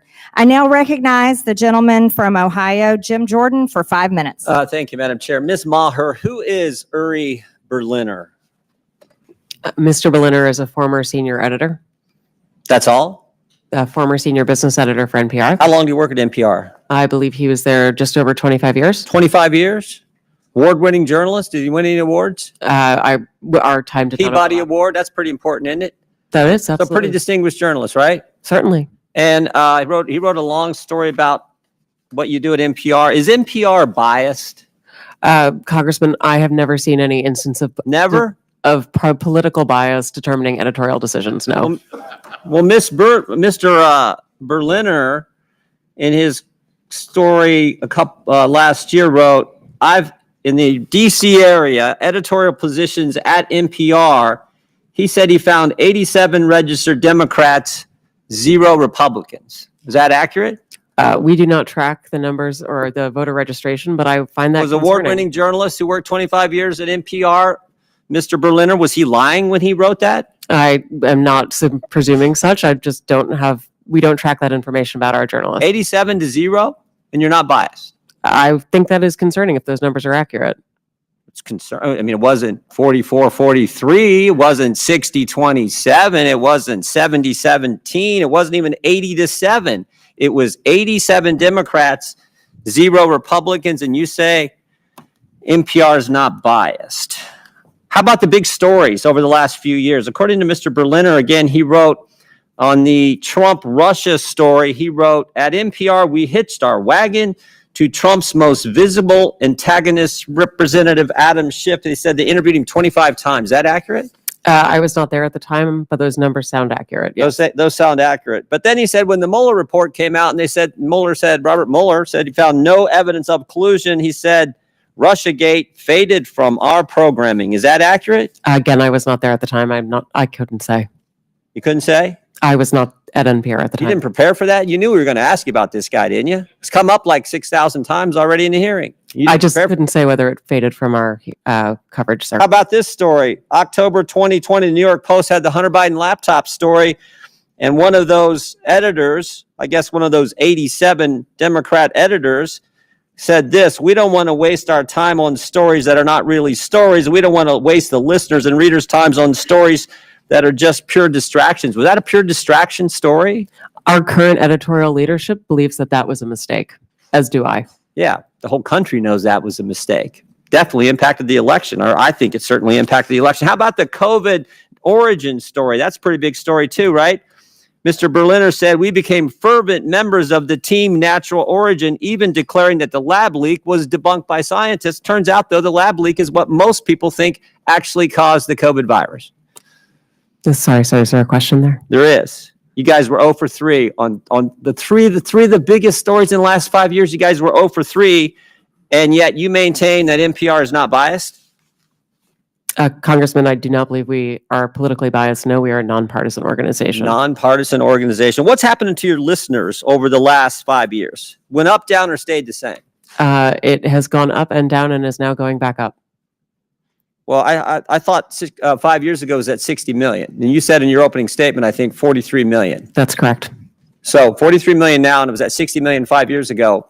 I can do some math. That looks like it went down. And is now going back up. It's now going back up? Yes, it is. How much has it went back up? It's gone up a couple of millions over the past Oh, years. so you went from 60 million to 41 million. Now you're back up to 43 million. In a year's time, I'm very proud of that growth, sir. Okay, you're proud of that growth. Okay. But over 5 years, this went down 18 million. That is correct, sir. Okay. Should taxpayers subsidize NPR? I believe that taxpayers subsidize local stations, sir. That is the vast majority of what Well, I thought you said you got 11 million from Corporation of Public Broadcasting, which is taxpayer funded directly to you, right? That is to support the public And then radio local satellite stations system. get it from the Corporation of Public Broadcasting, right? They get taxpayer 100 money. million that goes to the local 100 million goes to stations. local stations, and then those local stations buy back programming and content from you. So that money goes to local stations, comes back to you, gets routed through the local stations, all taxpayer money. Those fees are actually based on private donations rather than on federal funding. Well, we all know money's fungible, so some of it gets put in there. Certainly, we could agree that money is fungible. What? More money for less listeners. You fired the guy who pointed all this out, who said that you were so biased to the left that you lost listeners, which is exactly happening, and you're here maintaining that, oh, you need to continue to get taxpayer money. I did not fire Mr. Berliner, sir. Okay, the guy that left after all that. Understand. Are you fundraising off today's hearing? Sir, I believe that there was a message that went out earlier today letting people know we were coming in. Yes. Yeah, and at the bottom of the message it said, donate now, right? I don't recall the exact I can language. show it to you right there. It is donate now. I mean, I'm not against fundraising. We all do it. I mean, I get it, but it's. I assume this fundraising thing is probably going to all the left listeners who are subsidized content by the taxpayers, and that's The the gentleman's time is rub. That's the expired. rub. I yield back. I now recognize Ms. Randall from Washington for 5 minutes. Thank you so much. You know, I'm new to Congress. This is my first term, and I came from a legislative body that didn't have quite as heated debates in our committees, and we're generally fairly welcoming to our folks joining us to testify. So I want to say thank you to all of you for taking the time out of your schedule to come and share your experience with all of us and with the American people. I'm grateful for your time and for the work that you do in service of your communities and neighbors. You know, American families used to get all the same news, right? Folks would have access to a handful of news channels. They would watch the same nightly news programs. They would go from one to the other, and we could all agree on what was happening in our country. We all used to operate from the same baseline of information, but today it is no secret that we are operating in a much more diversified and fractured media environment. The content space, the use of AI-generated content, Americans now have to be able to discern for themselves whether something they are hearing is true or not. But investing in public media is a bedrock to our healthy, critically informed, and engaged public and our democracy.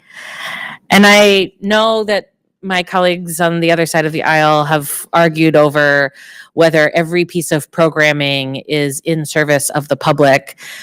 But I also want to point out that, in my fairly rural district, we have a lot of areas that aren't served by broadband. A lot of folks who cannot easily access numerous podcasts while they are out working on their property. They, have to maybe wait for something to download when they're at home, using maybe even a wired internet connection, right? Like I'm in a dead zone for about an hour and a half as I'm driving from one city to another in my community. But public radio is broadly accessible.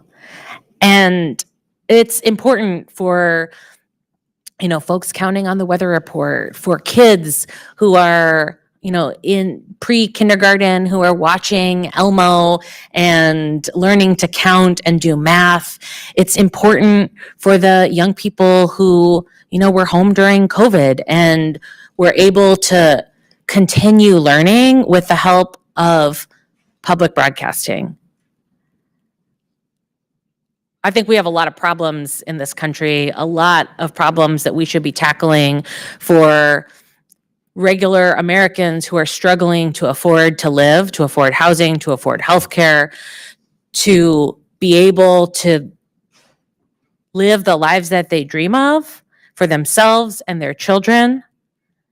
I think we've got some national security concerns that have been talked about a lot in this committee. But I think talking about defunding public broadcasting and public media is an egregious misuse of our time here. Mr. Ullman, when we talk about cutting funds for the Corporation for Public Broadcasting, we're talking about those local small stations that rely on that money. 70% of Corporation for Public Broadcasting funding goes directly to public radio. I know you've worked in Tacoma in the past. I kind of attest to how rural some parts of Western Washington are. It's not all Tacoma. What role do public media stations like NPR and PBS play in supporting local stations? What kind of programming do they provide? The local communities are at the heart of the work we do. As I shared in my opening remarks, we talk about the people and the places there. You bring up a memory of mine. Chehalis, Aberdeen, Hoquiam area, KBTC was the only public television station there.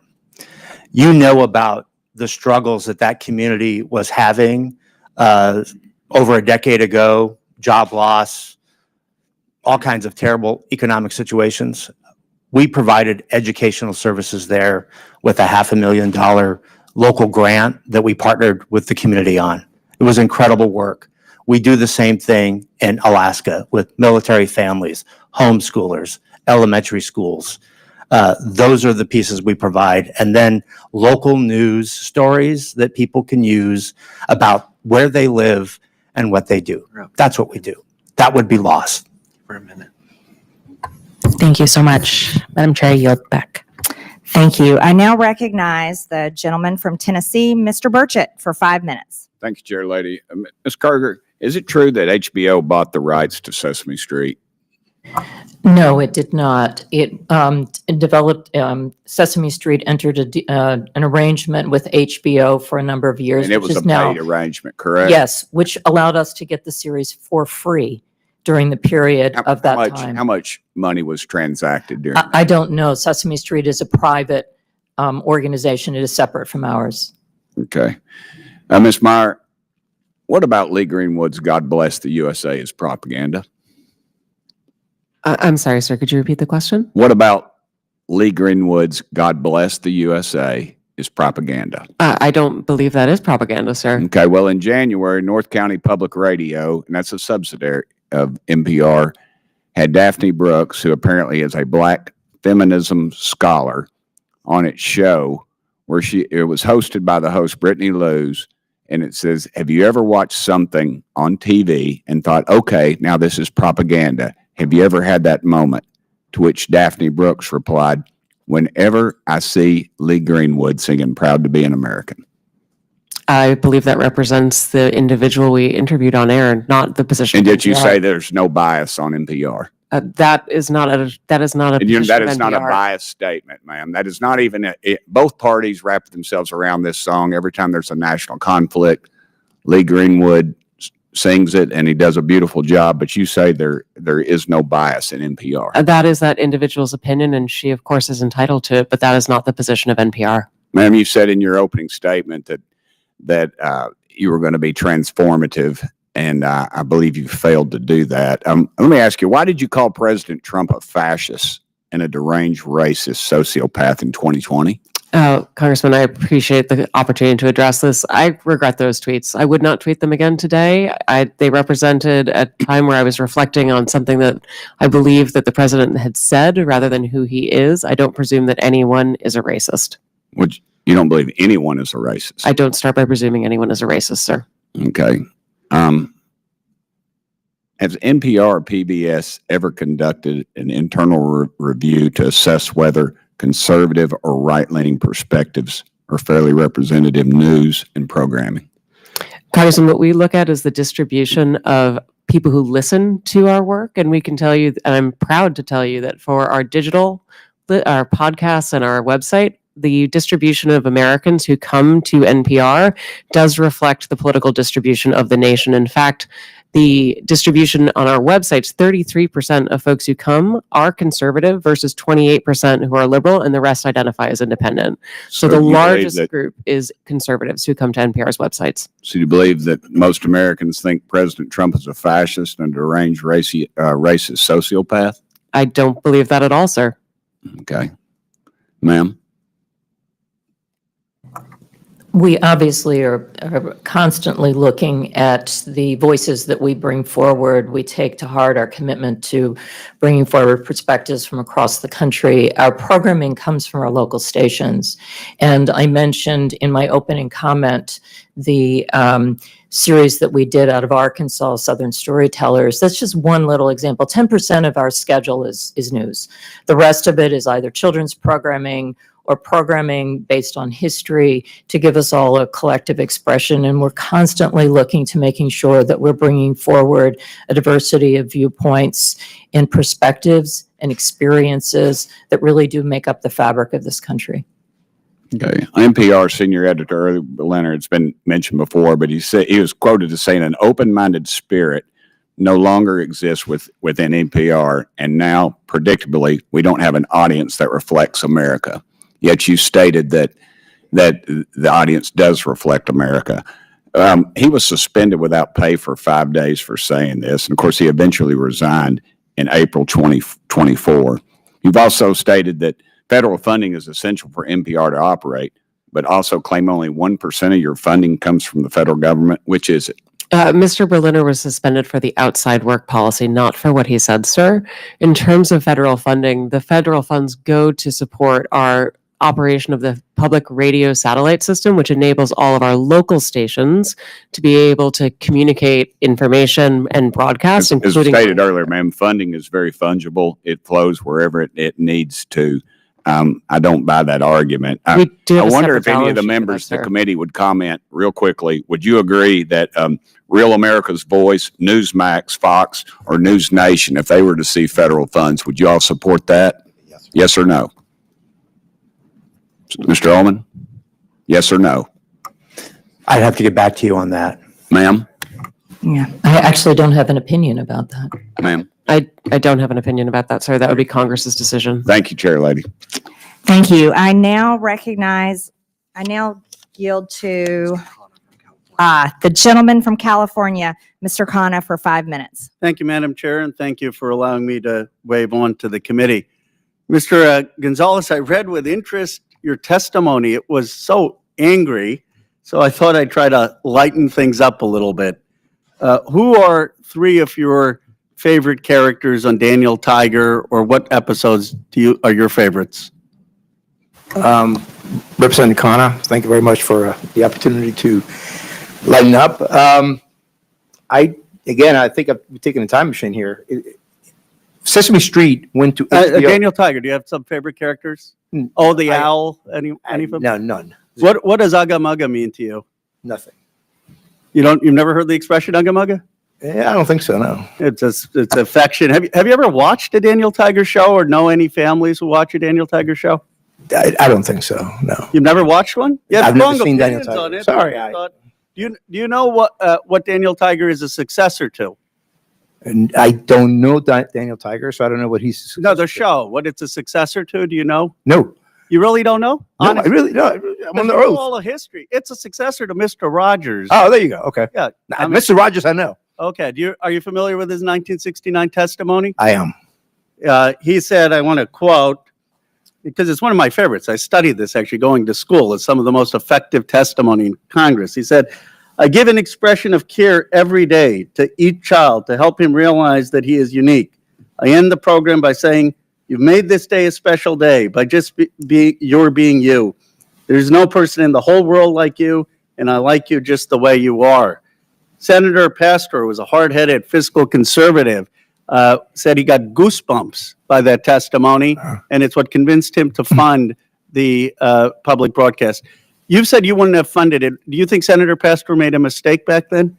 Oh, yeah, absolutely. I think I agree with Fred Friendly, who testified and said, you would have voted against. I would have voted, yes, I don't think that you should have state broadcasters. Now, what is the cost of public broadcasting as a percent of the federal budget?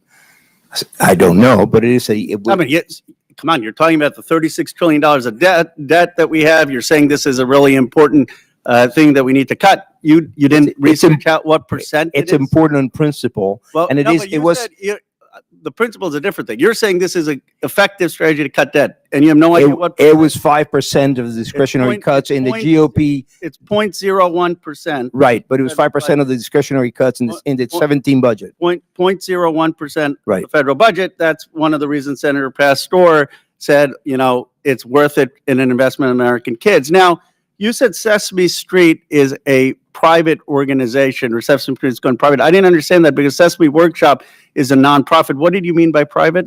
Well, I mean, it's a nonprofit. It's separate from. But it gets public funding. Were you talking about the HBO thing? Yes. Do you realize that HBO just canceled with them? And I do. Yes. And the reason they canceled them, and I'm trying to explain why Senator Pastor funded this. And if you talk to families who watch Daniel Tiger, maybe you'd appreciate it. The reason they canceled it is because it wasn't making a profit. See, because when you try to do Daniel Tiger or Sesame Street, and you try to do what Mr. Rogers was talking about, helping the emotional and social development of kids, it's not easy. You got to hire people who are child psychologists. You have to hire people who are educationalists. A lot goes into this. And HBO said, you know what? It's not making money. We rather put on things that are geared towards adults or that are going to be conflicts. We aren't making money on this. And the whole reason Senator Pastor said that we're going to fund this, I know you kind of mocked in your testimony the kids, but the whole reason was that when you make programming for children to help their social and emotional development, it costs so much money to do, and it's a public good, then not everything has to be about profit. Do you have any idea what it takes to produce Daniel Tiger, who all they hired? Did you ever try to figure it out? No, but I can tell you that the market said that there wasn't enough demand for it, and that's the reason why HBO got rid of it. Right. Because there wasn't enough demand. Yeah, so that's exactly the right point. Are you saying that everything in American society needs to be driven by the profit motive? There is not enough demand on getting ratings for things that help the social and economic development of kids. But you know what Mr. Rogers understood, what we've forgotten in this country? Some things are more valuable than money. At a time where a country is polarized, I wish we had a little more empathy and caring, and that's not a partisan issue. That's an American issue, and I would recommend you watch that testimony from Mr. Rogers. I hope the whole country would watch it. I have watched it, and we are $36 trillion in debt. I now recognize the gentleman from Missouri, Mr. Burleson, for 5 minutes. Thank you, Madam Chair. I think that it's important to bring this conversation into the context that needs to be said, which is that we are $36 trillion in debt. as a nation, we're spending 20% of every dollar that comes in from taxpayers just to cover the interest. And guess what? American people, bad news, interest rates are going up. So that 20% is going to get worse and worse. We had Ray Dalio come in and tell Congress that we are entering potentially dark territory. There's a number of red flags. We're at the worst level of debt. We're at a worse level of debt than we were after we left the World War II. Okay, we're at that level of debt, and we didn't just fight a war. We're facing potential wars and conflicts. We're at that level of debt, and we didn't just emerge from a recession or a depression. If that happens today, you'll see the dollar no longer be the world reserve currency, and we will be in serious trouble. And so that is the context that we're in. Look, if there was all the money in the world, it's fine to throw money around, but we don't have all the money in the world. And the question that we have at hand today is it appropriate to spend taxpayer dollars on things that may not be necessary anymore? And so my question, Mr. Gonzalez, at one point in time, there was state-sponsored speech directly. It was the form of town criers, correct? So government used to fund people to go out in the street and deliver the news of the day vocally at street corners, correct? Okay, why don't we do that today? Well, I think it's because we have better ways of delivering the news. I mean, I think you get my point. Like today, at one point in time, there was very limited access to news, and there was an appropriate time where potentially we needed to have state-sponsored news. But is that the way? Do we need that today? No, we do not. And may I quote Thomas Jefferson on this very point, since you bring this up? He said, "To compel a man to furnish contributions of money for the propagation of opinions which he disbelieves and abhors is sinful and tyrannical." This is what I base my opposition to public funding for media. Yeah, and that's why I think that given this context, like let's be real.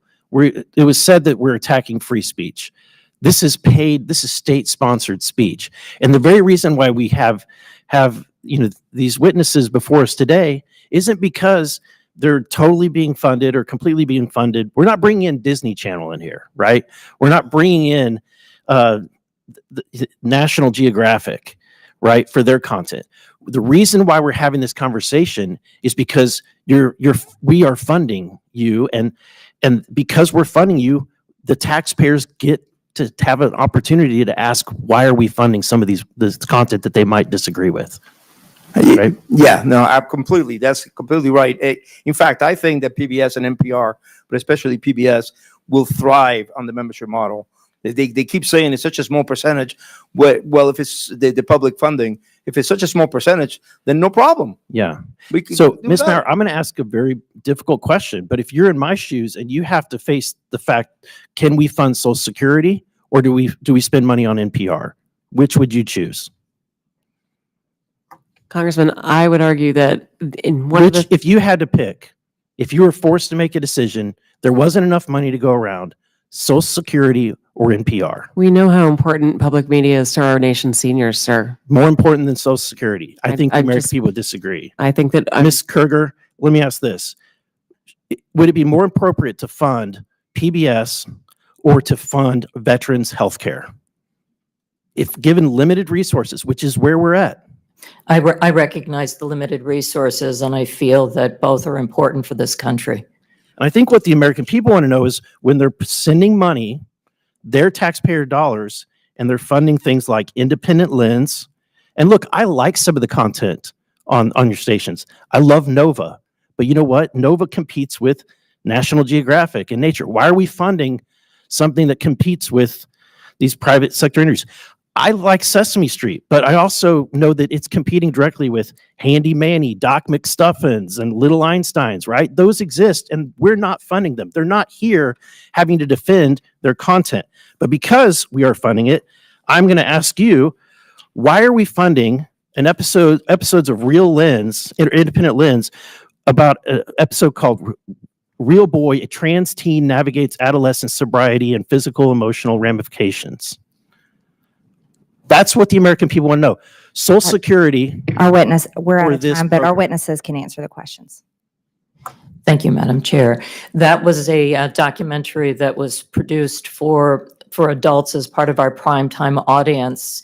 And it was part of a point of view that we share to try to help people understand the wide breadth of experiences of people across the country. Thank you, Madam Chair. I now recognize the gentlewoman from the District of Columbia, Ms. Norton, for 5 minutes. Thank you, Madam Chair.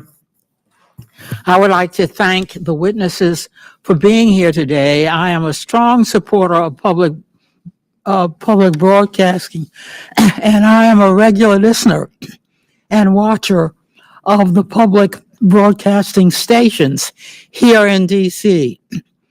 Public broadcasting is a public good. WETA's DC's local PBS station is proudly home to the world's longest running high school quiz show. For over 60 years, the show, It's Academic, has showcased some of the best and brightest high school students in the capital region. President Reagan once praised It's Academic as, quote, a reminder of the importance of education, end quote. And even Supreme Court Justice Clarence Thomas made a guest appearance. One area student who competed on the show said, quote, it's made me a lot smarter, end quote. And, quote, getting to say that I've been on a TV show is really cool, end quote. It's Academic is just one example of local public media programming that celebrates and lifts up the community. Mr. Ullman, in your experience as head of the Alaska Public Media, why is it important for public media to elevate local voices? Thank you so much for that question. There are stories to be told all over this great nation of ours. And one of the things that I take the utmost pride in is being someone who can provide the strategy and build the resources and build the capacity to ensure that we can capture video about those uniquely Alaskan stories. We can capture audio about those uniquely Alaskan stories. And what we do is we take that opportunity to not only tell those stories for ourselves within our great state, but we also work with our national partners. This local national partnership is essential. Without PBS, without NPR, you wouldn't hear stories, news stories, public affairs stories, community stories from Alaska. You wouldn't see them on the PBS NewsHour. This is vital. It's vital for Alaskans to know that they're connected to their nation and that what we do in Alaska matters to our nation. Thank you again for that question. Ms. Kruger, I would love to hear your bigger picture taker on this. If PBS stations are suddenly taken off the air, what would be lost to communities across the country? I've spent a good part of my time as the president of PBS traveling and visiting our stations across the country because I feel for me to do my job well, I need to understand what the role of our stations are in communities. That means spending time not just with station management, but also with people in the community. So I've been to all 50 states. And the reason that we are here and the reason that we are arguing so passionately for funding, recognizing there are very difficult challenges in our country right now, is that many of our smaller and actually medium-sized stations would not exist without the federal appropriation. And when you look at a station like Cookeville, Tennessee, which serves part of Appalachia, 50% of their budget comes from the federal government. Those are stations that I've seen that have small staffs that do extraordinary work. And those are the stations that I worry would not survive. This would be an existential moment for them. And that's why I think this is so important. The DC area NPR station similarly provides acclaimed programming, including up-to-the-minute news and local shows exploring the DC cultural scene and sharing stories from all over the city, including historically marginalized areas. The station also produces award-winning journalism, such as an investigative feature on local families coping with sickle cell disease. Throughout the country, more and more local news outlets are closing each day at a rate of more than 2 per week. This has made public radio reporting all the more important. Ms. Maher, why is it beneficial for journalists to live in the communities they cover? We'll let the witness quickly answer, and then we're out of time. Thank you so much, Madam Chair.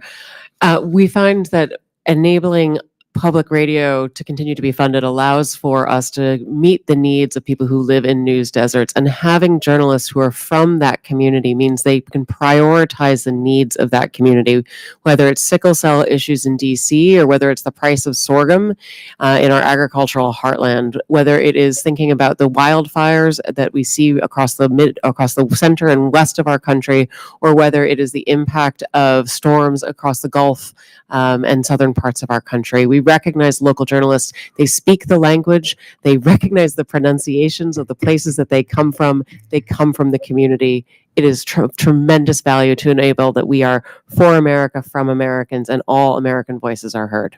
The gentlelady's time has expired. I now recognize the gentleman from Texas, Mr. Fallon, for 5 minutes. Thank you, Madam Chair. Ms. Maher, do you believe that National Public Radio takes a balanced and fair approach to news, politics, culture, etc.? Mr. Fallon, thank you for the question. I came into National Public Radio with I apologize. It's just that we have such a limited time. Do you Of course. believe that to be true? I believe that we have work to do. We always do, in order to improve and it's serve all Americans. More accurate than not that you're fair, or you're either fair or you're unfair. So what do you think you are? I believe we wake up every day with a desire to be fair, and it is part of You're why not claiming that you're fair. You have a desire to be fair. Okay. So you would not describe NPR as objective and nonpartisan? I would. You would. Okay. Ms. Karger, same question for you. Would you believe the PBS is fair and objective and nonpartisan? Yes. Okay. Thank you. Thank you for the quick answer too. So I find it interesting that the CBP's recent goal was to promote efforts that ensure fact-based journalism that promotes a symphony of ideological viewpoints. You both agree with that goal? Yes. All right, wonderful. So, Ms. Karger, in 2023, when PBS had a program, Washington Week with the Atlantic, and when President Biden's mental acuity was questioned, one of the reporters claimed the GOP was lying. Another reporter, Jeffrey Goldberg, who's been in the news of late, described Biden as, quote, mentally acute. Were you aware if there were any dissenting opinions on that program that day? I don't know from that day. No. There were not. But fortunately, there was a debate in, I believe, June of 2024, where the American people and the world found out just who was lying. The Democrats, Jeffrey Goldberg, and PBS. Ms. Maher, I'm sure you're aware that Hunter Biden had a laptop. I am, sir. Yes. Okay. And there were many stories written about said laptop. Yes, sir. And in 2020, unfortunately, NPR's managing editor for news refused to cover the story, and he branded it a, quote, waste of time, not a real story, and a distraction. And instead, unfortunately, of NPR investigating, they ran a puff piece that led with experts say attack on Hunter Biden addiction deepens stigma for millions. It's unfortunate that NPR ignored the Hunter Biden laptop story, but y'all did talk quite a bit about the debunked Russia collusion. Do you know how many times NPR interviewed Adam Schiff about Congressman, I would love to say that we actually believe we made a mistake on the Hunter Biden laptop story. And I appreciate that. Thank you. How many times did y'all interview Adam Schiff about the Russia collusion? I'm sorry, I don't have that number. It was 25 times. You know how many times NPR interviewed Chairman of this committee, Oversight Committee, Jamie Comer, about the Biden impeachment inquiry, or the Hunter Biden tax evasion and illicit business dealings of the Biden family? I'm sorry, I don't know. I believe that's 0, so it's 25-0. Ms. Karger, you're aware there's a political spectrum. It goes all the way from the far right to the far left and everywhere in between. Would it trouble you to hear that for 6 months, there was an analysis done on PBS's NewsHour from June to November of 2023, where they found that far right that term was used 162 times and far left was only used 6 times. Do you find that troubling? I don't know the study that you're referring to, and I'd be very interested in seeing it and understanding how they came up with those numbers. Media Research Center did a 6-month analysis, and it's not how you find it. You either say far right or it's terms. Yeah. They use the term far right 162 times, far left 6 times. That's a 96 to 4% skew. You're also aware that you covered the GOP and Democratic national conventions in 2024? Yes, we did. Okay. Interestingly, 72% of the coverage of the GOP convention was negative. 88% of the Democratic convention was positive. Shouldn't be surprising when you have anchors like Amna Noat, who described the Republican rhetoric as, quote, outright racism and, quote, echoing white supremacy. Ms. Mayor, NPR, you believe your reporters are fair? You said they're fair and they're working at it. I believe that they work And to be every day, sir. They're non-biased. And yet you have the voter registration issue. I mean, we're all human beings. We're all going to see through the world through a certain lens. And are you aware of any registered Republicans in your newsroom? I couldn't say registered, but I know we have conservatives in our newsroom. Yes. Okay, so the recent registration, when it was looked at, 87 Democrats and 0 Republicans registered. I found that very concerning. Yeah, sir. I would. Not even 40 to 30 or 50 to 20, 87 to 0. But it shouldn't be surprising when their own CEO says things like, I'm so done with late stage capitalism, or calls the president of the United States a deranged racist sociopath, or that America's addicted to white supremacy. So billions have gone into both of your coffers over the last several decades. And I understand why Democrats on this committee are going to viciously and vehemently defend you all, because you become a propaganda wing of the Democratic Party. 67% of your viewers and listeners identify as Democrat, with only 12% conservative, and you become a sandbox for leftist propagandists to frolic on taxpayer dime and no more.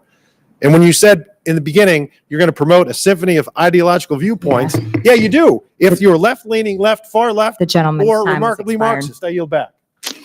Thank you. Thank you, Mr. Fallon. I now recognize a gentleman from Texas, Mr. Gill. Thank you, Chairwoman Green, and I apologize. I'm getting over a cold, so I'm losing my voice here. Ms. Marr, I want to start with you. Just generally, would you say you generally agree or disagree with the following statement? The history of all hitherto existing society is the history of class struggles? I would not say I agree with that, sir. You're not. That's good to hear. It's interesting because a lot of your thinking, as expressed by your public statements, is deeply infused with economic and cultural Marxism. Do you believe that America is addicted to white supremacy? I believe that I tweeted that, and as I've said earlier, I believe much of my thinking has evolved over the last half decade. It has evolved. Why did you tweet that? I don't recall the exact context, sir, so I wouldn't be able to say. Okay. Do you believe that America believes in black plunder and white democracy? I don't believe that, sir. You Don't know where tweeted statement that in comes from. reference to a book you were reading at the time, apparently, The Case for Reparations. I don't think I've ever read that book, sir. You tweeted about it. You said you took a day off to fully read The Case for Reparations. You put that on Twitter in January of 2020. Apologies, I don't recall that I did. Okay. I'd no doubt that your tweet there is correct, but I don't recall that. Okay. Do you believe that white people inherently feel superior to other races? I do not. You don't? You tweeted something to that effect. You said, I grew up feeling superior. How white of me. Why did you tweet that? I think I was probably reflecting on what it was to grow up in an environment where I had lots of advantages. It sounds like you're saying that white people feel superior. I don't believe that anybody feels that way, sir. I was just reflecting on my own experiences. Do you think that white people should pay reparations? I've never said that, sir. Yes, you did. You said it in January of 2020. You tweeted, yes, the North, yes, all of us, yes, America, yes, our original collective sin and unpaid debt, yes, reparations, yes, on this day. I don't believe that was a reference to fiscal reparations, sir. What kind of reparations was it a reference to? I think it was just a reference to the idea that we all owe much to the people who came before us. That's a bizarre way to frame what you tweeted. Okay, how much reparations have you personally paid? Sir, I don't believe that I've ever paid reparations. Okay, it's just for everybody else. I'm not asking anyone Seems to to pay be what you're reparations, sir. suggesting. Do you believe that looting is morally wrong? I believe that looting is illegal, and I refer to it as counterproductive. I think it should be prosecuted. Do you to the believe full it's extent of the morally law. wrong, though? Of course. Of course. Then why did you refer to it as counterproductive? It's a very different way to describe it. It is both morally wrong and counterproductive, as well as being You illegal. tweeted, "It's hard to be mad about protests," in reference to the BLM protests, not prioritizing the private property of a system of oppression. You didn't condemn the looting. You said that it was counterproductive. NPR also promoted a book called In Defense of Looting. Do you think that that's an appropriate use of taxpayer dollars? I'm unfamiliar with that book, sir, and I don't believe that was at my You time at tweeted NPR. that you read that book, but I don't believe that I did read that book, sir. do you think that a few years ago, NPR educated America about, quote, the whole community of genderqueer dinosaur enthusiasts? Do you think that that's an appropriate use of tax dollars? I was not at NPR at the time, sir. That's not the question, though. Do you think that that's an appropriate use of our tax dollars? I think our tax dollars that we use are to be able to provide a wide range So of I'll take that as a yes. You do believe that that's appropriate. Your health advisor at NPR also stated in an interview that, quote, fear of fatness is more harmful than actual fat. Would you like to explain how fear of fatness is more harmful than actual fat? That's an editorial at NPR. I am not familiar with the editorial, and I don't believe that was published during my time here. It's called Diet Culture is Everywhere. Here's how to fight it. Do you think that that's an appropriate use of taxpayer dollars? I think any reporting on health is an appropriate use of taxpayer dollars, yes. And you think that editorializing that fat is not unhealthy is appropriate? I don't know what that article is, sir, and I'm not familiar with it, so I This couldn't is say. fake news. Do you think that basic accommodations like doorways or seat belts represent, quote, latent fat phobia? I don't have an opinion. It's on that, also sir. from NPR. Do you think civility is racist? No, sir. No. Well, your outlet ran an article entitled, quote, when civility is used as a cudgel against people of color. That was on All Things Considered. Would you like to explain? I'm not on the editorial side, sir. I'm not familiar with that story. You talk about how NPR is news. This is editorialization, and I'll read it. For many people of color in the United States, civility isn't so much social lubricant as it is a vehicle for containing them, preventing social mobility, and preserving the status quo. This is garbage. I'll spend all of my time doing everything I can to ensure you guys never get another dollar of taxpayer funding. This is complete garbage. Thank you, Madam Chair. Thank you, Mr. Gill. I now recognize the gentleman from Georgia, Mr. Jack, for 5 minutes. Well, thank you very much, Madam Chair. I'd like to just start and build off of something Mr. Fallon noted.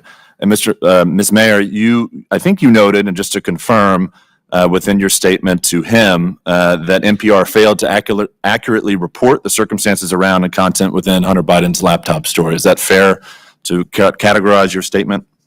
Our current editorial leadership believes that we made a mistake not reporting the story and more reporting it earlier, yes. And I recognize you weren't there at the time, but what institutes and control, what have you done to ensure that never happens again?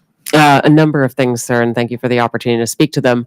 We have hired additional editor core, which we refer to as our editorial review, to make sure that all stories before they go out are comprehensive and well reviewed.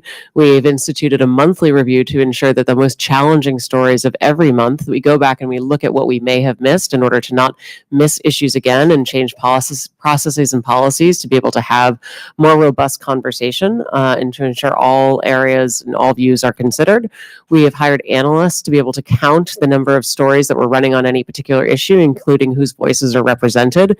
We've moved from bringing pundits on air to trying to bring direct policymakers on air so that we can ask questions of policymakers rather than hearing through other people's perspectives. Those are just a few of the things we've done so far. I've got a couple others if you have time. Thank you. And you can submit those for the record. Would you suggest then that the failure to accurately report those circumstances and the content around that story, would you suggest today, as I feel and many others feel, that impacted the 2020 election? I could not say, sir. I don't know.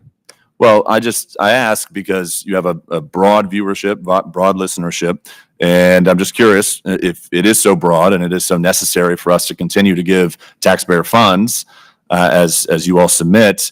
to me, to misaccurately report something that's incredibly important around a 2020 election is very concerning. So welcome another thought from you there.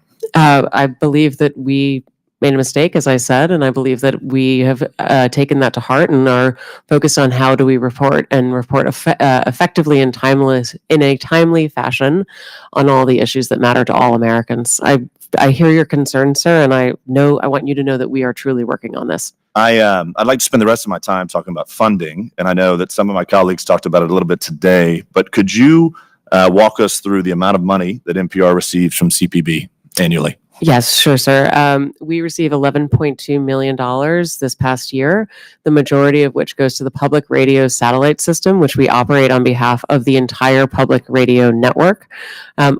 We also received a smaller amount of funding in the course of the past year that went to help us hire those additional editors and analysts in order to be able to beef up that editorial review. We received funding to support the coverage of the recent election in order to make sure that we had our journalists all across the country and were able to speak to Americans of all different political backgrounds. And what percentage of your budget share comes from the federal government? Depending on how you count it, sir, it's less than 5%. And to help me understand too, the CPB, as I understand it, Congress has appropriated $500 million to CPB. It flows out, and I think smaller radio stations go and apply for grants for it. Do you receive payment from smaller radio stations through licensing agreements and things of that nature? We do, and the fees for that are designed around the amount of funding that they get from private member donations. So the fees are not designed around federal funding. They're designed around what sort of direct private support and donations they receive from members and listeners. Well, I noted Mr. Jordan today suggested that you all are fundraising off this hearing today. And a question that I have then, if you receive less than 5%, and over today you've said that private funding helps support the mission and the work of NPR, could NPR survive without the 5% that we give NPR annually? My belief is that the funding is essential to the public radio system, and that is the 246 member stations, but the 1,300 stations across the nation, so that we're able, as a network, to serve all Americans with 100% coverage. If federal funding for our network goes away, it means that people in rural parts of America, places where they can't afford to make private donations to support their local journalism, those will be harmed. But, sir, if I may, the bigger harm as well, or the additional harm, is that Americans in places that are affluent or do have many media choices will not be able to hear from their fellow Americans that are often underheard. Bottom line, if the 5% went away, would NPR still exist? Well, it would be incredibly damaging to the national public radio system. I yield back. Just want to submit to the record. Turn your microphone on. Madam Chair, I'd just like to submit to the record this You flash ask unanimous drive. consent. I ask unanimous consent to submit to the record this flash drive containing 6 feet worth of documents documenting NPR and PBS's political bias. Without objection, so ordered. Thank you. In closing, I want to thank our witnesses once again for their testimony today. I now yield to the Ranking Member Lynch for his closing remarks. Thank you, Madam Chair. Thank you for having this hearing. I want to thank the witnesses for your willingness to testify. In closing, I want to follow up on Mr. Connor's point. I'd point out to my colleagues that there are some government functions that are not merely transactions. There are some undertakings that we as a country engage in which are not necessarily justified by cash on the barrel at the point of purchase. Everything is not a transaction. It's not like selling a car, although that's exactly what the president was doing on the lawn of the White House the other day. Sometimes a government program is a long-term investment. I think that applies to public broadcasting. Like when you use public television to teach kids their numbers and their alphabet, because in some households, that might be the only source of instruction available. More often, it could be an exercise in trust, because a lot of our parents out there, 88% of parents said they trusted PBS Kids. Or when you have a documentary given by a historian like Ken Burns, and he does research and drills down on the letters and firsthand correspondence of Civil War veterans and families north and south, and gives us the hard facts of the Civil War. Hopefully, we are teaching, or at least reminding people of the wrongfulness of slavery and the consequences of us from a system of bondage and the horrific price that was paid and perhaps is still being paid. Everything is not a transaction. But I do believe that some people see it that way. I think President Trump and Elon Musk see life often as a series of transactions. Much of the support we provide to seniors is not a profitable transaction because they're older and vulnerable. But they have paid for their fair share into Social Security. That's why FDR designed it that way. Some people just wanted the government to promise to pay a pension, but FDR knew that if he had Americans pay into that system, that their sense of fairness would cause them to defend that pension. And so they would fight like hell to get what they had coming. It sounds like we might have to test that theory if Elon Musk and Howard Lutnick have their way. Another thing we do that is not necessarily profitable in a financial sense is that we care for our veterans. It's a promise we made to our sons and daughters in uniform, and it's the right thing to do. And veterans care and veteran benefits are special because those benefits are owed to every veteran who lies in a hospital bed in every VA hospital across the country, because those benefits are for courageous service previously and honorably rendered to our country. And so now it's the time for America and Congress to fulfill their obligation as promised. That's not a transaction. But because of that cost, the Trump administration VA has announced 80,000 layoffs at the VA. Trump and Vance also see support for Ukraine as a transaction, even though they've been invaded by Russia and are fighting for their lives and their freedom. As we saw a couple of weeks ago, for President Trump and Mr. Vance, it was a power transaction. And as the president insisted, Zelensky had no cards to play. And as Vance pointed out, he refused to sufficiently bend the knee, and he didn't dress up. These examples point out the nature of the presidency. Throughout our history, the president has never been viewed as the huckster-in-chief. Instead, our most successful presidents have occupied a position of what could be seen as moral leadership, which might cause some to conclude that America is bankrupt right now. But I have hope in the genius of our Constitution, that the checks and balances of our government framework might once again compensate for that shortcoming in the White House. It could be that Congress might provide that balance, or it may be the judicial branch that steps into the breach, or it might require the ultimate source of power in our system, the people themselves, to demand that we fulfill our obligations to all those most vulnerable in our country, wounded veterans, seniors, children, and the poor, to whom so much is owed. Madam Chair, I appreciate the opportunity here to address this issue. I would have preferred that we were talking about the security breach that occurred recently, but perhaps that will be for another day. But I thank you for your courtesy, and I yield back. I now recognize myself for closing remarks. The United States is $36 trillion in debt. In fiscal year 2024, the government spent over $1.8 trillion more than it took in.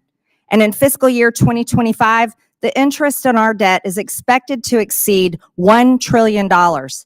As we continue investigating waste, fraud, and abuse, and we can look no further than the Corporation for Public Broadcasting, the LGBTQ indoctrination of our children, the systematic racism narrative, and the support for censorship being pushed by the heads of NPR and PBS are just several of the many abuses of taxpayer dollars. And if you are one of the select few who might support such content, you can personally support and fund it with your own money through private donations, because the reality is the United States of America is broke and can't afford it.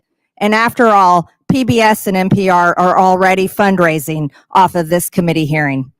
The American people are closely following along today in this long-awaited hearing to hear the case for why Americans' hard-earned tax dollars should continue for public broadcasting. I think from what we have heard here today, the American people will not continue to allow such propaganda to be funded through the federal government with their hard-earned tax dollars. The Corporation for Public Broadcasting that we give over $500 million to no longer serves the public. It serves a narrow audience of wealthy, liberal elites who are out of touch with everyday Americans. Not only have the times changed and the American people who once needed these outlets can now access the news anywhere at any time, but the content that is being put out through these state-sponsored outlets is so radical, it is brainwashing the American people and, more significantly, American children with un-American, anti-family, pro-crime fake news. The American people do not support their taxpayer dollars going to NPR articles like, "How is sex determined? Scientists say it's complicated," which discusses how biological sex is not limited to male or female. Or another article about how stories on crime are rife with misinformation and racism, or about how birds and trees are racist. Over a 7-month period, the Media Research Center discovered the PBS NewsHour gave over 90% of the airtime to the left on gender ideology stories, 90%. As mentioned earlier, PBS was the outlet that featured the child predator drag queen on the education show for kids ages 3 to 8 years old.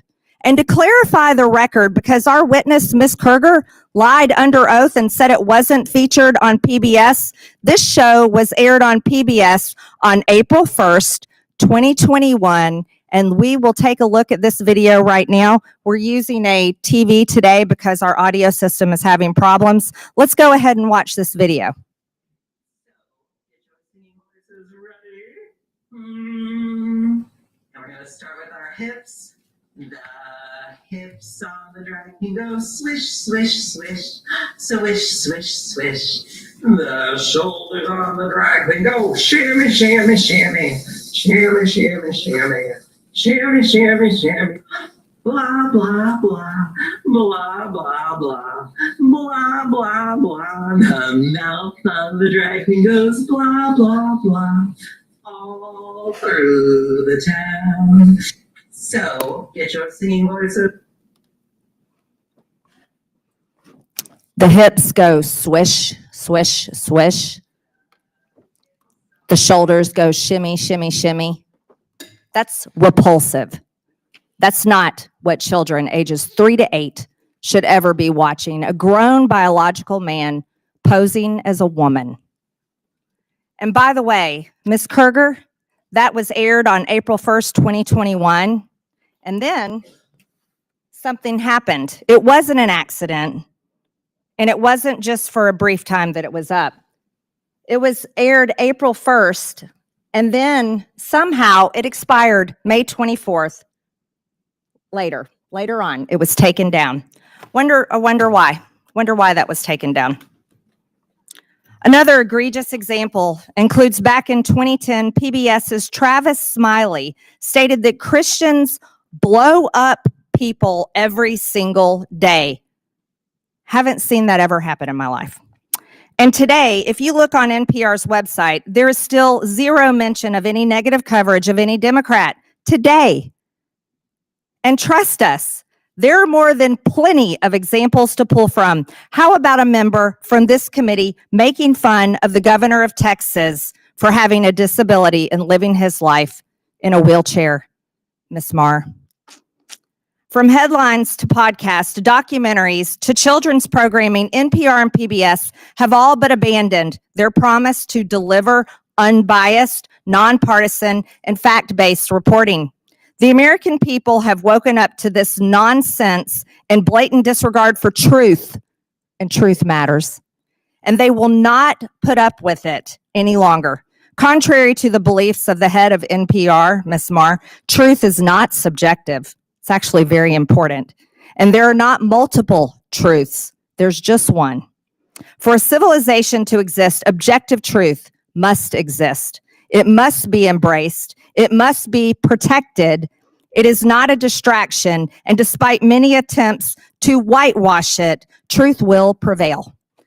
The Corporation for Public Broadcasting is using taxpayer dollars to actively suppress the truth, suppress diverse viewpoints, and produce some of the most outlandish, ludicrous content. After listening to what we've heard today, we will be calling for the complete and total defund and dismantling of the Corporation for Public Broadcasting. Here's how it works in America every single day, private businesses operate on their own without government funding. We believe that you all can hate us on your own dime. With that and without objection, all members have 5 legislative days within which to submit materials and additional written questions for witnesses, which will be forwarded to the witnesses. If there is no further business without objection, the subcommittee stands adjourned.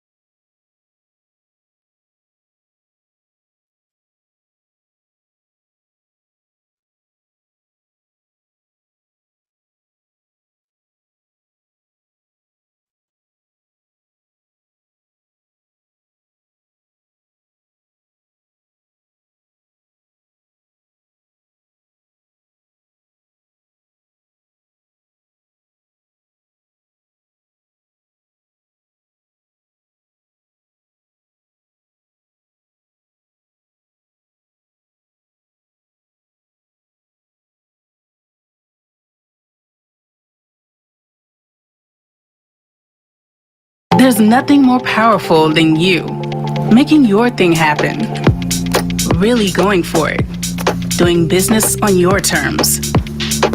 Okay, we have a beautiful announcement to make. It's very exciting. Money is pouring in, and we want to keep it that way. And I think that's what's going to happen. We have tremendous interest in our country, more than ever before. There's never been anything like it. We're almost at a $4 trillion level, and that's something that's never happened. And I think hopefully it's because of the election on November 5th, but it's also because of tariffs, I suspect, Governor. But I'm thrilled to welcome Louisiana Governor Jeff Landry, a friend of mine for a long time, and to have you at the White House. And we thought this was going to happen, and I said, if you get it signed up, we'll do it at the White House, and you got it all done. I'm proud of you. Not surprised. Executive Chairman of Hyundai Motor Group, Jung E. Sun. Thank you very much. What a great honor. Vice Chairman Jay Chang. Jay, thank you. Hyundai Steel President Soo Gang-hyun. Thank you very much, President. That's big stuff. And former Ambassador Sung Kim. Thank you very much. Great honor to have all of you. Also, and these names are much less difficult for me, but I think we got them right. But this one we will definitely get right. Mike Johnson, our great speaker, and he's been doing a real job. Right, Mike? It's an easy job, isn't it? No.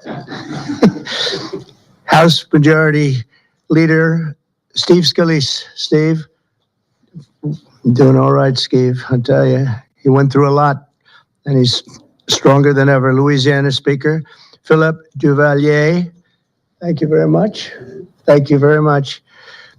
Senate President Cameron Henry, State Representative Ken Brass, State Senator Eddie Lambert, and Ascension Parish President